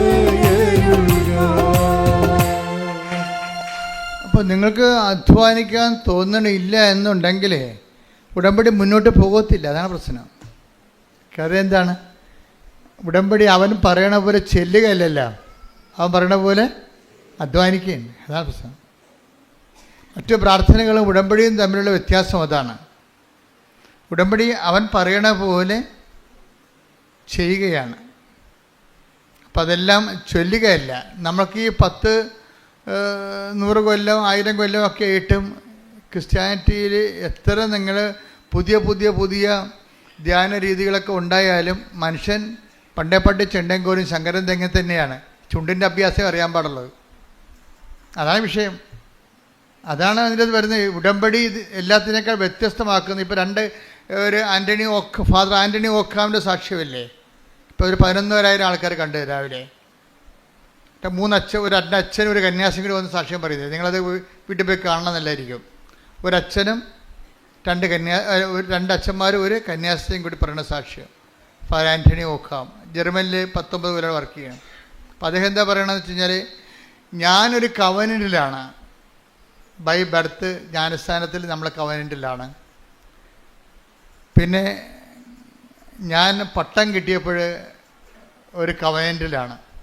പിന്നെ എനിക്കെന്തിനാ വേറെ ഒരു കവനൻറ്റ്, മരിയൻ കവനൻറ്റ്? അപ്പം ഞാനിതിനെ നിഷേധിക്കുമായിരുന്നു. പുള്ളി അങ്ങനെ പറഞ്ഞത്. കാര്യം ഞാനെടുത്ത പട്ടത്തിൻ്റെ കവനൻറ്റിനേക്കാൾ വലുതാണോ ഈ മരിയൻ കവനൻറ്റ് എന്നാണ് അദ്ദേഹത്തിൻ്റെ അനിയൻ പണ്ട് ഉടമ്പടി എടുത്തപ്പോഴേ അനിയനോട് തർക്കിച്ച് വീട്ടിൽ വന്നപ്പോൾ തർക്കിച്ചതാണ്. ഇതാണ് ഞങ്ങളെടുത്ത പട്ടത്തിനേക്കാൾ വലുതാണോ മരിയൻ ഉടമ്പടി എന്ന്. കാര്യം ഞങ്ങൾ ഒരു ലൈഫ് കമ്മിറ്റ്മെൻ്റ് എടുത്തിരിക്കുകയല്ലേ. അപ്പോൾ അതിൻ്റെ താഴെയല്ലേ ഇത് വരത്തുള്ളൂ എന്നുള്ളൊരു കൺഫ്യൂഷനായിരുന്നു. പക്ഷേ അച്ഛന് ഒരിക്കൽ ഒരു പ്രശ്നമുണ്ടായി. പ്രശ്നം ഉണ്ടാകുമ്പോൾ പിന്നെ ഉടമ്പടിയേ ഉണ്ടാകത്തുള്ളൂ. അച്ഛൻ്റെ പ്രശ്നം വെച്ച് കഴിഞ്ഞാൽ അച്ഛൻ ഒരു നല്ല മനസാക്ഷി കൂടുതലുള്ള അച്ഛനാണ്. അച്ഛൻ ഈ B1 B2 ഒക്കെ പാസ്സാകാത്ത പിള്ളേരെ ഇവിടുന്ന് കൊണ്ടുപോയി ജോലിക്ക് വേണ്ടി കൊണ്ടുപോയി. കാര്യം B1 B2 പാസ്സാക്കി അതിന് തന്നെ 7 ലക്ഷം രൂപയൊക്കെ 2 ലക്ഷം രൂപ 2 ലക്ഷം രൂപയൊക്കെ വാങ്ങിച്ചിട്ടാണ് ആൾക്കാർ B1 B2 ഒക്കെ പാസ്സാക്കി എടുക്കണം. അതിനുശേഷം പിന്നെ ഏജൻറ്റിന് കാശ് കൊടുക്കേണ്ടി വരുമ്പോൾ അത് 46 ലക്ഷമൊക്കെയാണ് വരണത്. അപ്പം അച്ഛൻ ഇതൊന്നും പാസ്സാക്കാതെ 5 പൈസ വാങ്ങിക്കാതെ ഇവരോട് പറഞ്ഞ് നിങ്ങൾ ജർമ്മനി വന്നിട്ട് അവിടെ നിന്ന് നമുക്ക് പഠിക്കാം, അവിടുന്ന് പഠിച്ചിട്ട് നമുക്ക് അവിടെ നിന്ന് ജോലി സമ്പാദിക്കാം എന്ന് പറഞ്ഞു. അങ്ങനെ 11 പെൺപിള്ളേരെ ഇവിടുന്ന് കൊണ്ടുപോയി കഴിഞ്ഞപ്പോൾ എന്താ പ്രശ്നം വെച്ച് കഴിഞ്ഞാൽ അവിടെ ചെന്നപ്പോൾ ഇതിങ്ങനെ കുറേ പേര് പഠിക്കാൻ പോകത്തില്ല. കുറച്ച് പേര് ജോലി ചെയ്യാനും പോകത്തില്ല. പിന്നെ എന്തു ചെയ്യും? പഠിക്കാനോ പോകത്തില്ല, ജോലി ചെയ്യാനും പോകത്തില്ല. പിന്നെ എന്തു ചെയ്യും? വല്ലതും ചെലവിന് കൊടുക്കേണ്ടി വരികയല്ലേ. അപ്പോൾ വലിയ ഭാരമായി. ഇപ്പോൾ സൈകെട്ട 1-2 അച്ഛൻ തിരിച്ചു വിട്ട്. കാര്യം അവർ മുന്നോട്ട് കൊണ്ടുപോകാൻ പറ്റണില്ല. പക്ഷേ ഈ ആൾക്കാർ തിരിച്ച് വന്ന് നാട്ടിൽ വന്നേച്ചും തിരിച്ച് സ്വന്തം വിസയിൽ അവിടെ വിസ ഉണ്ടായിരുന്നല്ല, ആ വിസയിൽ അവിടെ തിരിച്ചു വന്നിട്ട് അച്ഛനെതിരെ കേസ് കൊടുത്തത്. കേസെന്ന് പറഞ്ഞു കഴിഞ്ഞാൽ നമുക്ക് അത്ര പബ്ലിക്കായിട്ട് പറയാൻ കൊള്ളാത്ത കേസ്. അച്ഛൻ പെട്ട്. അച്ഛൻ പറയാണ്, ഞാൻ നോൻപ് കാലത്താണ് കേസ് വന്നത്, എനിക്ക് ആരും ആശ്രയം, ഞാൻ കുരിശുരൂപം പിടിച്ച് കെട്ടിത്തൂങ്ങി കരഞ്ഞ്, എൻ്റെ മുറിയിലൊരു കുരിശുരൂപമുണ്ട്, ആ കുരിശുരൂപത്തെ കെട്ടി ഞാൻ കിടന്ന് കരകിയിരുന്നു. എന്താ കാര്യം വെച്ച് കഴിഞ്ഞാൽ ഈ കേസ് ഹോസ്പിറ്റലുകാരെടുത്തിട്ട് ഈ പൈസ വാങ്ങിക്കാതെ കൊണ്ടുപോയി ഫ്രീ ആയിട്ട് പാവത്തങ്ങളെ പഠിപ്പിക്കണ ആ പ്രോജക്റ്റ് തന്നെ അവർ കട്ട് ചെയ്യാൻ പോകുന്നു. അപ്പം മൊത്തം ഇറങ്ങിപ്പോരേണ്ടി വരും, പോയ പോലെ തന്നെ എല്ലാം വരേണ്ടി വരും. അങ്ങനെയുള്ള ജീവിതത്തിൽ ഏറ്റവും ചങ്ക് കണ്ടിക്കുന്ന ഒരു പ്രശ്നമാണ്. അപ്പം നമുക്കൊക്കെ സ്വന്തമായിട്ട് സംഭവിക്കുമ്പോൾ മാത്രമേ ഇതിൻ്റെ ഊത്തലറിയത്തുള്ളൂ. അത്രയും വിഷമമായി. അപ്പോൾ അച്ഛൻ എപ്പോഴും സംസാരിക്കണ എന്തെങ്കിലും വിഷയങ്ങളുണ്ടെങ്കിൽ സംസാരിക്കണ ഒരു സിസ്റ്ററുണ്ട്. സിസ്റ്ററിനോട് പറഞ്ഞ്, സിസ്റ്റർ ഇതാണ് വിഷയമെന്ന് പറഞ്ഞു. അപ്പോൾ സിസ്റ്റർ എടുത്ത വായിക്കും പറഞ്ഞ്, അച്ഛനെ ഉടമ്പടി എടുത്ത് രക്ഷപ്പെടുമെന്ന്, മാതാവ് രക്ഷപ്പെടുത്തുമെന്ന് പറഞ്ഞു. അപ്പോൾ ഈ ഭൂമിയിലെ എല്ലാ അതിർത്തികളിലും തന്നെ മാതാവിൻ്റെ ആൾക്കാരെ വെച്ചിട്ടുണ്ട്. കാര്യം ഇത് കൃപാസനത്തിൻ്റെയോ ഈ ധ്യാനകേന്ദ്രത്തിൻ്റെ ഒരു വിഷയമല്ല. ഇതാരുടെ വിഷയമാണ്? ഇത് ദേവപിതാവിൻ്റെ വിഷയമാണ്. കാര്യം ഞാൻ പറഞ്ഞിട്ട് അല്ലല്ല അമ്മ പ്രത്യക്ഷപ്പെട്ടത്. ദുരന്തമുണ്ടാകാൻ പോണ് പ്രാർത്ഥിക്കണമെന്ന് ദൈവം എടുത്ത ഒരു തീരുമാനത്തിന് എന്നെക്കൂടി സാക്ഷിയാക്കിയെന്നേ ഉള്ളൂ. അതിൻ്റെ കാരണങ്ങളുള്ളതെന്ന് വെച്ചാൽ ഞാൻ വർഷങ്ങളായിട്ട് കർത്താവിൻ്റെ കൂടെ നടക്കണതുകൊണ്ട് കർത്താവ് എനിക്ക് തന്ന ഒരു യോഗ്യതയാണ്, കർത്താവ് കണ്ടെത്തിയൊരു യോഗ്യതയാണ്. പക്ഷെ അതിലൂടെ ദൈവം ആരാണ്? ദൈവത്തിൻ്റെ ജോലിയാണ് ചെയ്യണത്. കൃപാസനത്തിന് അന്ന് ദൈവം അതിൻ്റെ അകത്തൊരു മീൻസ് ആക്കി എടുത്തതേ ഉള്ളൂ. ദൈവത്തിൻ്റെ ജോലിയാണ് ചെയ്യണത്. ഈ ദുരന്തം ഉണ്ടാകാൻ പോണ് പ്രാർത്ഥിക്കണം എന്ന് പറയണത് ഈ ഉടമ്പടി എടുത്തുകൊണ്ടിരിക്കുന്നതോടെ മാത്രം വിഷയമല്ല, അത് ഈ ലോകത്തിൻ്റെ മൊത്തം വിഷയങ്ങളാണ്. അത് സഭ അറിഞ്ഞ് സഭ ഇത് പൊതുവായിട്ട് ഈ പ്രത്യക്ഷീകരണത്തെക്കുറിച്ച് പഠിച്ച് എന്താണ് അതിൻ്റെ സന്ദേശം കൈമാറുന്നത്, ലോകം മുഴുവൻ പ്രചരിക്കണതും. ഇപ്പം തന്നെ ഈ ദൈവത്തിൻ്റെ ജോലികൾ മനോഹരമായിട്ട് ചെയ്യുന്നുണ്ട്. കാര്യം പരിശുദ്ധ പിതാവാണ് ഇത് പറയണമെന്നുണ്ടെങ്കിലും അവസാനം പരിശുദ്ധ പിതാവാണല്ലോ ഈ പ്രത്യക്ഷീകരണത്തെക്കുറിച്ച് പഠിച്ച് പറയേണ്ടത്. എന്നാലും കത്തോലിക്കരല്ലേ കേൾക്കത്തുള്ളൂ, അതല്ലേ വിഷയം. ഇപ്പം തന്നെ ഇവിടെ വരുന്നത് ആരാണ്? ഹിന്ദുസ് വരുന്നുണ്ട്, ഇവിടേക്ക് മുസ്ലിംസ് വരുന്നുണ്ട്, CSIക്കാർ വരുന്നുണ്ട്. അപ്പോഴെന്ന് വെച്ച് കഴിഞ്ഞാൽ ദൈവത്തിൻ്റെ ജോലി ചെയ്യുന്നുണ്ട് ഇപ്പം തന്നെ. എന്ന് വെച്ചാൽ എല്ലാ മനുഷ്യരെയും ആണ് ദുരന്തം ബാധിക്കാൻ പോണത്. അത് ക്ലൈമറ്റ് ചേഞ്ച് ആയാലും ശരി, മറ്റു തരത്തിലുള്ള ദുരന്തമായാലും ശരി. ദുരന്തം ജാതി മതം നോക്കിയിട്ടാണ് ദുരന്തം വരണത് അല്ല. അതെല്ലാം എല്ലാ മനുഷ്യരും എന്തെങ്കിലും വന്നാൽ എല്ലാ മനുഷ്യരും അനുഭവിക്കേണ്ടി വരും. അപ്പം അതുകൊണ്ട് തന്നെ ദൈവം കൃപാസനത്തിലൂടെ എല്ലാ മനുഷ്യരെയുമാണ് വെൽക്കം ചെയ്യണത്. എന്താണ്? നിങ്ങൾ ഈ വിഷയത്തിൻ്റെ ഒരു ഭാഗമാകണം. നിങ്ങൾ ഈ വിഷയത്തിലൊരു ദൈവാനുഭവം ഉണ്ട്. ആ ദൈവാനുഭവം നിങ്ങൾക്ക് കിട്ടിക്കഴിയുമ്പോൾ നിങ്ങളിതിൻ്റെ പ്രയോക്താക്കളാകും. അങ്ങനെ ദൈവത്തിൻ്റെ തിരുമനസ് കൈമാറ്റം നടക്കണം. അപ്പം നിങ്ങൾ ഇതിൻ്റെ അകത്ത് ഒരു കുറിഞ്ഞ് മരുന്ന് ഇരിക്കുന്ന സ്ഥലമെന്ന് പറയണത് ദൈവത്തിൻ്റെ തിരുമനസ് നമ്മൾ മറ്റുള്ളവരെ അറിയിക്കുക എന്നുള്ളതാണ്. അതാദ്യമേ നിങ്ങൾ ചെയ്ത ഉടമ്പടി പെട്ടെന്ന് ലൈവാകും. നിങ്ങൾക്ക് അച്ഛൻ പറഞ്ഞാൽ മനസ്സിലാകുന്നുണ്ടോ? ഇതിനകത്തുള്ള ദൈവികമായ രഹസ്യമായ അജണ്ട എന്താണ്? രഹസ്യകാര്യ പരിപാടി എന്താണ്? അതായത് ഈ ദുരന്തം ഉണ്ടാകാൻ പോണ് പ്രാർത്ഥിക്കണമെന്ന് പറഞ്ഞ് ആ ദൈവത്തിൻ്റെ ദുരന്തത്തെ കണ്ടറിഞ്ഞ് പ്രാർത്ഥിക്കാനുള്ള പ്രാർത്ഥനാ സൈന്യങ്ങളുടെ എണ്ണം ജാതി മതത്തിൻ്റെ അപ്പുറത്തേക്ക് എല്ലാ മനുഷ്യരിലേക്ക് സന്ദേശം കൈമാറണം. ഈ സന്ദേശം കൈമാറിക്കൊണ്ട് അവരവർ കർത്താവെ ഈ ദുരന്തം ഉണ്ടാകാൻ പോകുന്നു പ്രാർത്ഥിക്കണമെന്ന് പറഞ്ഞതിൻ്റെ ഭാഗമായിട്ട് എൻ്റെ പ്രാർത്ഥനകൾ അങ്ങ് സ്വീകരിച്ചുകൊണ്ട് ഈ ലോകത്തിൽ സംഭവിക്കാൻ പോകുന്ന വിപത്തുകളിൽ നിന്ന്, ഒരു വ്യക്തികൾക്ക് സംഭവിക്കാൻ പോകുന്ന വിപത്തുകളിൽ നിന്ന് അങ്ങ് ഈ പ്രാർത്ഥനയുടെ ഫലമായി മോചിക്കണമേ എന്ന് പ്രാർത്ഥിക്കുമ്പോൾ ദൈവത്തിൻ്റെ രക്ഷാകര നടപടികളിൽ നമ്മൾ ഒരു കണ്ണിയായിട്ട് മാറുകയാണ്. ഇത് ആദ്യമേ ചെയ്ത പ്രശ്നം തീർന്നു. നിങ്ങൾ IATS പാസ്സാകട്ടെ, എനിക്ക് ജോലി കിട്ടട്ടെ, എന്നിട്ട് ഞാൻ ദൈവത്തിൻ്റെ ജോലി ചെയ്യാമെന്ന് പറഞ്ഞു. നിങ്ങൾക്ക് 90% ആൾക്കാർ വിഡ്ഢികളാണ് ഉടമ്പടി എടുത്തിരിക്കണവർ. എന്നുവെച്ചാൽ അവർ ചിന്തിക്കണത് എൻ്റെ കാര്യവും നടക്കട്ടെ, അത് കഴിഞ്ഞിട്ട് ഞാൻ ദൈവത്തിൻ്റെ കാര്യങ്ങൾ ചെയ്യാം. അങ്ങനെയല്ല ഇത് ആദ്യമേ തന്നെ ഉടമ്പടിയിലാകുമ്പോൾ തന്നെ എന്തിനാണ് ഉടമ്പടിയിലാകണത്? ദൈവത്തിൻ്റെ കാര്യം ചെയ്തോളാമെന്നാണ് പറഞ്ഞത്. അവൻ പറയണ പോലെ ചെയ്തോളാമെന്നാണ് പറയണത്. അവൻ പറയണ പോലെ തന്നെ എല്ലാ വിശ്വാസത്തോടെയും ദൈവസ്നേഹത്തോടെയും ഒക്കെ സന്തോഷത്തോടെ അങ്ങനെ ചെയ്യേണ്ടത്. ഇപ്പം പലർക്കും ചെയ്ത്തുകാരുടെ എണ്ണം കൂടുതലാണ്, എല്ലാവരും ഒക്കെ ചെയ്യുന്നുണ്ട്. പക്ഷേ സന്തോഷത്തോടെയാണോ? അതാണ് വിഷയം. അവിടെയാണ് അത് വിഷയമാണ്. ചെയ്യാം. അളിഞ്ഞ മോന്തമായിട്ടാണ് പല ആൾക്കാരും ഓരോ കാര്യം ചെയ്തു കൂട്ടണത്. എനിക്കിത് കാണുന്നത് ദേഷ്യമാണ്. ഈ ആൾക്കാർ ചെയ്ത് കൂട്ടുന്ന കാര്യങ്ങൾ അറിയാൻ പാടില്ലാതെ ഓരോ കാര്യം ചെയ്യും. ഇനി 18 പത്ര, ഇനി 8 എണ്ണം ഉണ്ട്, ഇത് ആർക്ക് കൊണ്ട് ചെലുത്താൻ, അവൻ്റെ മോന്ത അളിഞ്ഞിരിക്കണം കണ്ടില്ലേ? ഇതാണ് വിഷയം. ഇതെങ്ങനല്ല ചെയ്യേണ്ടത്. ശരിക്കും പറഞ്ഞാൽ ദൈവത്തിൻ്റെ വിഷയമായിട്ട് ചെയ്യുമ്പോൾ നിങ്ങൾ സന്തോഷത്തോടെ അവൻ പോയി ഒരു രത്നം കണ്ടെത്തി കഴിഞ്ഞാൽ ദൈവരാജ്യത്തെക്കുറിച്ച് എന്താ ഈശോ പറയണത്? ഒരു രത്നം കണ്ടെത്തി കഴിഞ്ഞാൽ take the bed of God. Mathai 13:44. Mathai 13:44. സ്വർഗരാജ്യം ദൈവരാജ്യം വയലിൽ ഒളിച്ചു വെച്ചിരിക്കുന്ന നിധിക്ക് തുല്യമാണ്. അത് കണ്ടെത്തുന്നവൻ അത് മറച്ചു വെക്കുകയും സന്തോഷത്തോടെ പോയി തനിക്കുള്ളതെല്ലാം വിറ്റ്. അപ്പൊ നമുക്ക് കുറച്ച് നഷ്ടം വരും, മനസ്സിലായില്ലേ? സമയ നഷ്ടം വരും, സാമ്പത്തിക നഷ്ടം വരും, മറ്റുള്ളവരുടെ വായിരിക്കണം കേൾക്കണം. കുറച്ച് നിങ്ങൾ ഓർക്കരുത്, ലാഭം വരുമെന്ന് പറഞ്ഞ് പഠിക്കിറങ്ങരുത്. നിങ്ങൾ കർത്താവിനാണോ ഇതുവഴി നിങ്ങളെ ജോലി ചെയ്യാൻ ഉദ്ദേശിക്കുന്നുണ്ടെങ്കിൽ നഷ്ടമുള്ള കാര്യം ഉറപ്പാണ്. ആദ്യമേ എന്താ, നമ്മുടെ സമയം പോകും.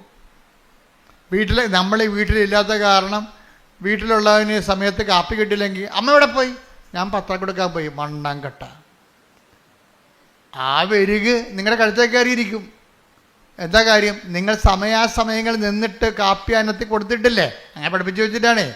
വേണേ മര്യാദക്ക് ഉണ്ടാക്കി കുടിക്കടാന്ന് പറഞ്ഞതെങ്കിൽ പ്രശ്നം തീർന്നേരാം. മര്യാദക്ക് ഉണ്ടാക്കി കുടിക്കടാ, ഞാൻ പത്രം കൊടുക്കാൻ പോകണമെന്ന് പറയാനുള്ള കമാൻഡ് അമ്മ കളഞ്ഞേ. അമ്മ പഞ്ചപുച്ഛം വെച്ച് ഒച്ചാനിച്ച് ഇവൻ പറയണ ഇഡ്ഡലി വേണ്ട ഇഡ്ഡലി. അപ്പോൾ പറയാം എനിക്ക് ഇഡ്ഡലി വേണ്ട, എനിക്ക് ദോശ മതി എന്ന് പറയും. മനുഷ്യൻ്റെ വായി കുത്തിക്കയറ്റിട്ട് പോടാ, അല്ല വീട്ടിൽ എഴുതിയിട്ട് പോടാന്ന് പറയണം. അങ്ങനെ പറയാനുള്ള ചങ്കൂറ്റം ഉണ്ടെങ്കിൽ മര്യാദക്ക് ഉള്ളത് കൊണ്ട് കഴിക്കും. ഇത് ഒരിടത്തും ഒതുങ്ങണില്ലല്ല. പിള്ളേർ ഒതുങ്ങണ്ട. പിള്ളേരുടെ ബലിയാളല്ലേ മാതാപിതാക്കന്മാർ പലരും. ഒരുത്തിന് ദോശ, മറ്റേ പുട്ട് മതി. അപ്പോൾ പിന്നെ പുട്ട് കുത്താൻ നടക്കണം, പിന്നെ ദോശ ഉണ്ടാക്കാൻ നടക്കണം. ഇതെല്ലാം കൊണ്ടൊരു അമ്മയുണ്ട്. നിങ്ങളിങ്ങനെ ആക്കിയതാണേ, നിങ്ങളിങ്ങനെ ആക്കിയെടുത്തതാണ്. അതുകൊണ്ടാണ് ഇന്ന് നിങ്ങൾക്ക് ചില ആൺപിള്ളേരുമായിട്ട് അമ്മമാർ വരും എൻ്റെ അടുത്ത്. അപ്പോൾ ഞാൻ പറഞ്ഞു, എത്ര പിള്ളേരുണ്ട്? 3 പിള്ളേരുണ്ട്. എത്ര ആൺപിള്ളേരുണ്ട്? ആൺപിള്ളേരാണ് എല്ലാവരും. ഞാൻ പറഞ്ഞു, എല്ലാം വന്നിട്ടുണ്ടോ ഇവിടെ? 2 വന്നിട്ടുണ്ട്. ഉള്ളതിനെങ്കിലും വിളിക്കാൻ പറയും. ഉള്ളതിനെങ്കിലും എന്നിട്ട് പറയും, എടാ നിൻ്റെയൊക്കെ ഉടുപ്പ് നീ തന്നെ അലക്കിയേക്കണം, അമ്മയെ കൊണ്ട് അലപ്പിക്കരുത്. മനസ്സിലായോ? നിൻ്റെയൊക്കെ പാത്രം നീ തന്നെ കഴിവിച്ചേക്കണം. ഞങ്ങളാണ് അച്ഛ കഴുകണത്. ക്ലിയറായി. എന്താ കാര്യം എന്നറിയാവോ? അമ്മയുടെ നടുവെല്ലാം ഒരുപോലെ എല്ലാ കാലത്തും ഒരുപോലെ ഇരിക്കത്തില്ല. അതാണ് വിഷയം. അമ്മ ക്ഷീണിച്ചുകൊണ്ടിരിക്കുകയല്ലേ, നന്നായിക്കൊണ്ടിരിക്കുകയാണ് അല്ലല്ലോ, ക്ഷീണിച്ചുകൊണ്ടിരിക്കുകയല്ലേ. അപ്പോൾ ഇവരെ സംബന്ധിച്ചിടത്തോളം നാളെ കാലങ്ങളിൽ നിങ്ങൾ അവിടെ ഉടുപ്പും തൂവാലും എല്ലാം അവിടെ കല്യാണത്തിന് സമയത്ത് വരെ നിങ്ങൾ അലക്കി തേച്ചു. അത് ഞാൻ അലക്കിയാലേ ശരിയാകത്തുള്ളൂ. പിന്നെ അത് നിങ്ങളുടെ ചിന്തയാണ്. നിങ്ങൾ അവിടെ ആൾ കളിക്കാൻ വേണ്ടി ഉണ്ടാക്കിയെടുത്തുള്ള നിയമമാണ്. ഞാൻ അലക്കിയാലേ ശരിയാകും. അവർക്ക് വാദമൊന്നുമില്ല. മര്യാദക്ക് അലക്കണം. ആദ്യമേ തുടങ്ങണം ഈ പരിപാടിയൊക്കെ, ആദ്യമേ തുടങ്ങണം ഈ വിഷയങ്ങളൊക്കെ. അല്ലെന്നുണ്ടെങ്കിൽ നിങ്ങളവർക്ക് പിടിക്കത്തില്ലൊരു കാലം കഴിയുമ്പോൾ. നിങ്ങളെ അവർക്ക് പിടിക്കത്തില്ല. എന്നുവെച്ചാൽ അവർക്ക് 10, 35, 30 വയസ്സായി കഴിയുമ്പോൾ, 25 വയസ്സായി കഴിയുമ്പോൾ അമ്മയ്ക്ക് പഴയതുപോലെ പലരെ ഒപ്പിക്കണം. അപ്പൻ അതിനേക്കാൾ വലിയ കർക്കശ അപ്പുറത്ത്. അപ്പോൾ ഇതിൻ്റെ ഇടയ്ക്ക് ഇവരെ എല്ലാവരും ഒപ്പിച്ച് വരുമ്പോൾ നമ്മളൊരു പരുവത്തിലാകും.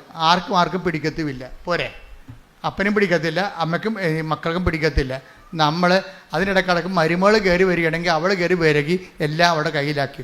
ഇപ്പം എന്താ, അപ്പം മകന് സമാധാനം. ഇപ്പം അമ്മയല്ലേ എനിക്ക് ഉടുപ്പിലൊക്കെ തരാൻ ബുദ്ധിമുട്ടാണ്. ഇപ്പം അവന് പ്രശ്നമില്ല. അവൻ്റെ വീക്ക്നെസ് കണ്ടുവിട്ടിട്ട് അവൾ അതിൻ്റെ അകത്ത് കയറി കളിച്ച ആളാകും. ഉടമ്പടി എടുക്കുമ്പോൾ നമ്മൾ ശ്രദ്ധിക്കേണ്ട കാര്യം, ദൈവ സ്നേഹത്തിന് വിരുദ്ധമായ എന്തെങ്കിലും അടിയൊഴുക്കുകളുണ്ടെങ്കിൽ ഉടമ്പടി വർക്കൗട്ട് ചെയ്യത്തില്ല. ദൈവസ്നേഹത്തിന് നിങ്ങളെ അതായത് നിങ്ങളുടെ മനസ്സിലിരിപ്പ് വേറെ വല്ലതും ആണെങ്കിലേ, അതിനാണ് ഈ സത്യഹൃദയം എന്ന് പറഞ്ഞ വാക്കുണ്ട്. സത്യഹൃദയം. ഹെബ്രായർ 10:22. അതിനാൽ വിശ്വാസത്തിന്റെ ഉറപ്പുള്ള സത്യഹൃദയത്തോടെ എന്ന് പറഞ്ഞ് കേട്ടില്ലേ? സത്യഹൃദയം. അപ്പം കള്ളഹൃദയം ഉണ്ടെന്ന് എൻ്റെ അടുത്ത് അല്ലേ? ഇപ്പം മനസ്സിലായില്ലേ? ഇപ്പോഴാണ് മനസ്സിലാകുന്നത്. ഇത് സ്കാനിങ് അല്ലേ? ധ്യാനം എന്ന് പറഞ്ഞാൽ എന്താണ്? ഒരു പെറ്റ് സ്കാനിങ് പോലെ ഇരിക്കും. ഉള്ള ഡീറ്റെയിൽസ് എല്ലാം പുറത്ത് വരും. എന്താണ് പറഞ്ഞത്? അതിനാൽ വിശ്വാസത്തിന്റെ ഉറപ്പുള്ള സത്യഹൃദയത്തോടെ നമുക്കടുത്ത് ചെല്ലാം. ദൈവത്തിന്റെ തിരുസന്നിധി ചെല്ലുമ്പോഴേ ഹൃദയം ഉണ്ടായ ഹൃദയം കൊണ്ട് ചെല്ലണമെന്നല്ല, ആ ഹൃദയം സത്യഹൃദയമായിരിക്കണമെന്ന്. ഇപ്പം ഞാൻ പറഞ്ഞില്ലേ, ഇപ്പം മരുമകളുടെ കാര്യം പറഞ്ഞില്ലേ, അവൾ വന്നിട്ട് എല്ലാ പുത്തൻ പെണ്ണ് പെരപ്പേറ് അടയ്ക്കുന്ന കേൾക്കണ പോലെ അവളെ എല്ലാ കാര്യങ്ങളും ചെയ്യും. അപ്പൻ്റെ കാര്യം ചെയ്യും, അമ്മയുടെ കാര്യം ചെയ്യും. അവൾ അവിടെ ഗുഡ് സർട്ടിഫിക്കറ്റ് മേടിക്കുകയാണ് സംഭവം. പക്ഷേ അമ്മയ്ക്കിട്ട് പാര വെക്കുകയാണ് ആ സംഭവം. മനസ്സിലായില്ലേ? അവരുടെ റോള് അടിച്ചു മാറ്റുകയാണ്. അപ്പോൾ ആ ഹൃദയത്തിൽ സത്യമില്ല. അച്ഛൻ പറഞ്ഞ മനസ്സിലായില്ലേ? അവളുടെ ഉദ്ദേശം വേറെയാണ്. അപ്പോൾ വേറെ ഒരു ഉദ്ദേശത്തിനാണ് ദുരുദ്ദേശം നമ്മൾ പറയണത്. അവളുടെ ഉദ്ദേശം വേറെയാണ്. ഉടമ്പടി ഇത് വർക്കൗട്ട് ചെയ്യത്തില്ല. കർത്താവ് നിൻ്റെ ഹൃദയം കർത്താവ് ഇൻസ്പെക്ട് ചെയ്യുമ്പോൾ നിൻ്റെ ഈ നല്ല സൽപ്രവൃത്തികളിൽ പോലും സ്വർഗീയ ഇടങ്ങളിൽ പോലും വസിക്കുന്ന take the bed of God സ്വർഗീയ ഇടങ്ങൾ. ശ്രുതികട്ടെ ഹല്ലേലൂയ ഹല്ലേലൂയ ഹല്ലേലൂയ ഹല്ലേലൂയ ഹല്ലേലൂയ. യേശുവേ നന്ദി. ഹല്ലേലൂയ ഹല്ലേലൂയ. യേശുവേ ആരാധന ആരാധന ആരാധന ആരാധന ആരാധന ആരാധന. കൈകൾ വീശിക്കൊണ്ട് ആരാധന ആരാധന ആരാധന ആരാധന. എഫേസോസ് 6:12. എഫെസ്യോസ് 6:12. എന്തെന്നാൽ പറഞ്ഞേ, എന്തെന്നാൽ നമ്മൾ മാംസത്തിനും രക്തത്തിനും എതിരായിട്ടല്ല, മാംസത്തിനും രക്തത്തിനും എതിരായിട്ടല്ല, പ്രഭുത്വങ്ങൾക്കും ആധിപത്യങ്ങൾക്കും ഈ അന്ധകാര ലോകത്തിന്റെ അധിപന്മാർക്കും സ്വർഗീയ ഇടങ്ങളിൽ വർത്തിക്കുന്ന തിന്മയുടെ ദുരാത്മാക്കൾക്കുമെതിരായിട്ടാണ് പടവെട്ടുന്നത്. അപ്പൊ ഈ സത്യത്തിന്റെ ഹൃദയവും സ്വർഗീയ ഇടങ്ങളുടെ ദുരാത്മാവും ചേർത്ത് വായിക്കേണ്ട വചനങ്ങളാണ്. നമ്മൾ സ്വർഗീയമായ സ്നേഹത്തിൻ്റെ ദൈവികമായ കാര്യമാണെന്ന് പറയുമ്പോഴും അതിൻ്റെ പിന്നിലുള്ള അടിയൊഴുക്ക് ദുരാത്മാവിൻ്റെതായിരിക്കും. കാര്യം ഉദ്ദേശം എന്താണെന്നുള്ളതാണ് പ്രശ്നം. ഒരു വിഷയത്തിൻ്റെ ഇൻറ്റൻഷൻസ് ആണ് പ്രോബ്ലം. എന്ത് ചെയ്യുന്നു എന്നല്ല പ്രശ്നം. What spirit Leeds U. നീ ചിലപ്പോൾ ഭയങ്കര തങ്കപ്പെട്ട വർത്തമാനവും വലിയ നല്ല കാര്യമാണ് ചെയ്യണത്. പക്ഷെ അതിൻ്റെ ഇൻറ്റൻഷൻ മോശമാണെങ്കിൽ ഈ സ്വർഗീയ ഇടത്തിലെ ദുരാത്മാവായിട്ടത് വർക്കൗട്ട് ചെയ്യും. ഉടമ്പടി നിയോഗങ്ങൾക്കുണ്ടാകുന്നൊരു കുഴപ്പം അതാണ്. ഈ നിയോഗങ്ങളൊക്കെ എഴുതി വെക്കുമ്പോഴും ഇൻറ്റൻഷൻ എന്നുവെച്ചാൽ അതിൻ്റെ അത് ഉള്ളിലുള്ള നിയോഗങ്ങൾക്കുള്ളിലെ നിയോഗങ്ങളാണ് ഈ ഇൻറ്റൻഷൻ. ഇന്നർ ഇൻറ്റൻഷൻസ് അതായത് നിയോഗങ്ങൾക്കുള്ളിലെ നിയോഗങ്ങൾ. അത് മറ്റുള്ളവർക്ക് മിക്കവാറും പാരയിരിക്കും. അത് മറ്റുള്ളവർക്ക് അങ്ങനെ ഉണ്ടെങ്കിൽ നിങ്ങളത് പേറ്റി കളയണം. കാറ്റത്ത് പിടിക്കേണ്ടി വരും. നമ്മൾ പണ്ട് കാറ്റത്ത് പിടിക്കത്തില്ലായിരുന്നു അല്ലേ? എന്താണ് ഈ കാറ്റ് വരുമ്പോൾ തൂറ്റണമെന്നൊക്കെ പറയത്തില്ലേ? കാറ്റ് വരുമ്പോൾ കാറ്റത്ത് പിടിക്കും. നമുക്ക് പരിശുദ്ധാത്മാവിൻ്റെ കാറ്റിലാണ് നമ്മുടെ നിയോഗങ്ങൾ ഇങ്ങനെ പിടിക്കേണ്ടത്. അപ്പോൾ എന്ത് പറ്റും?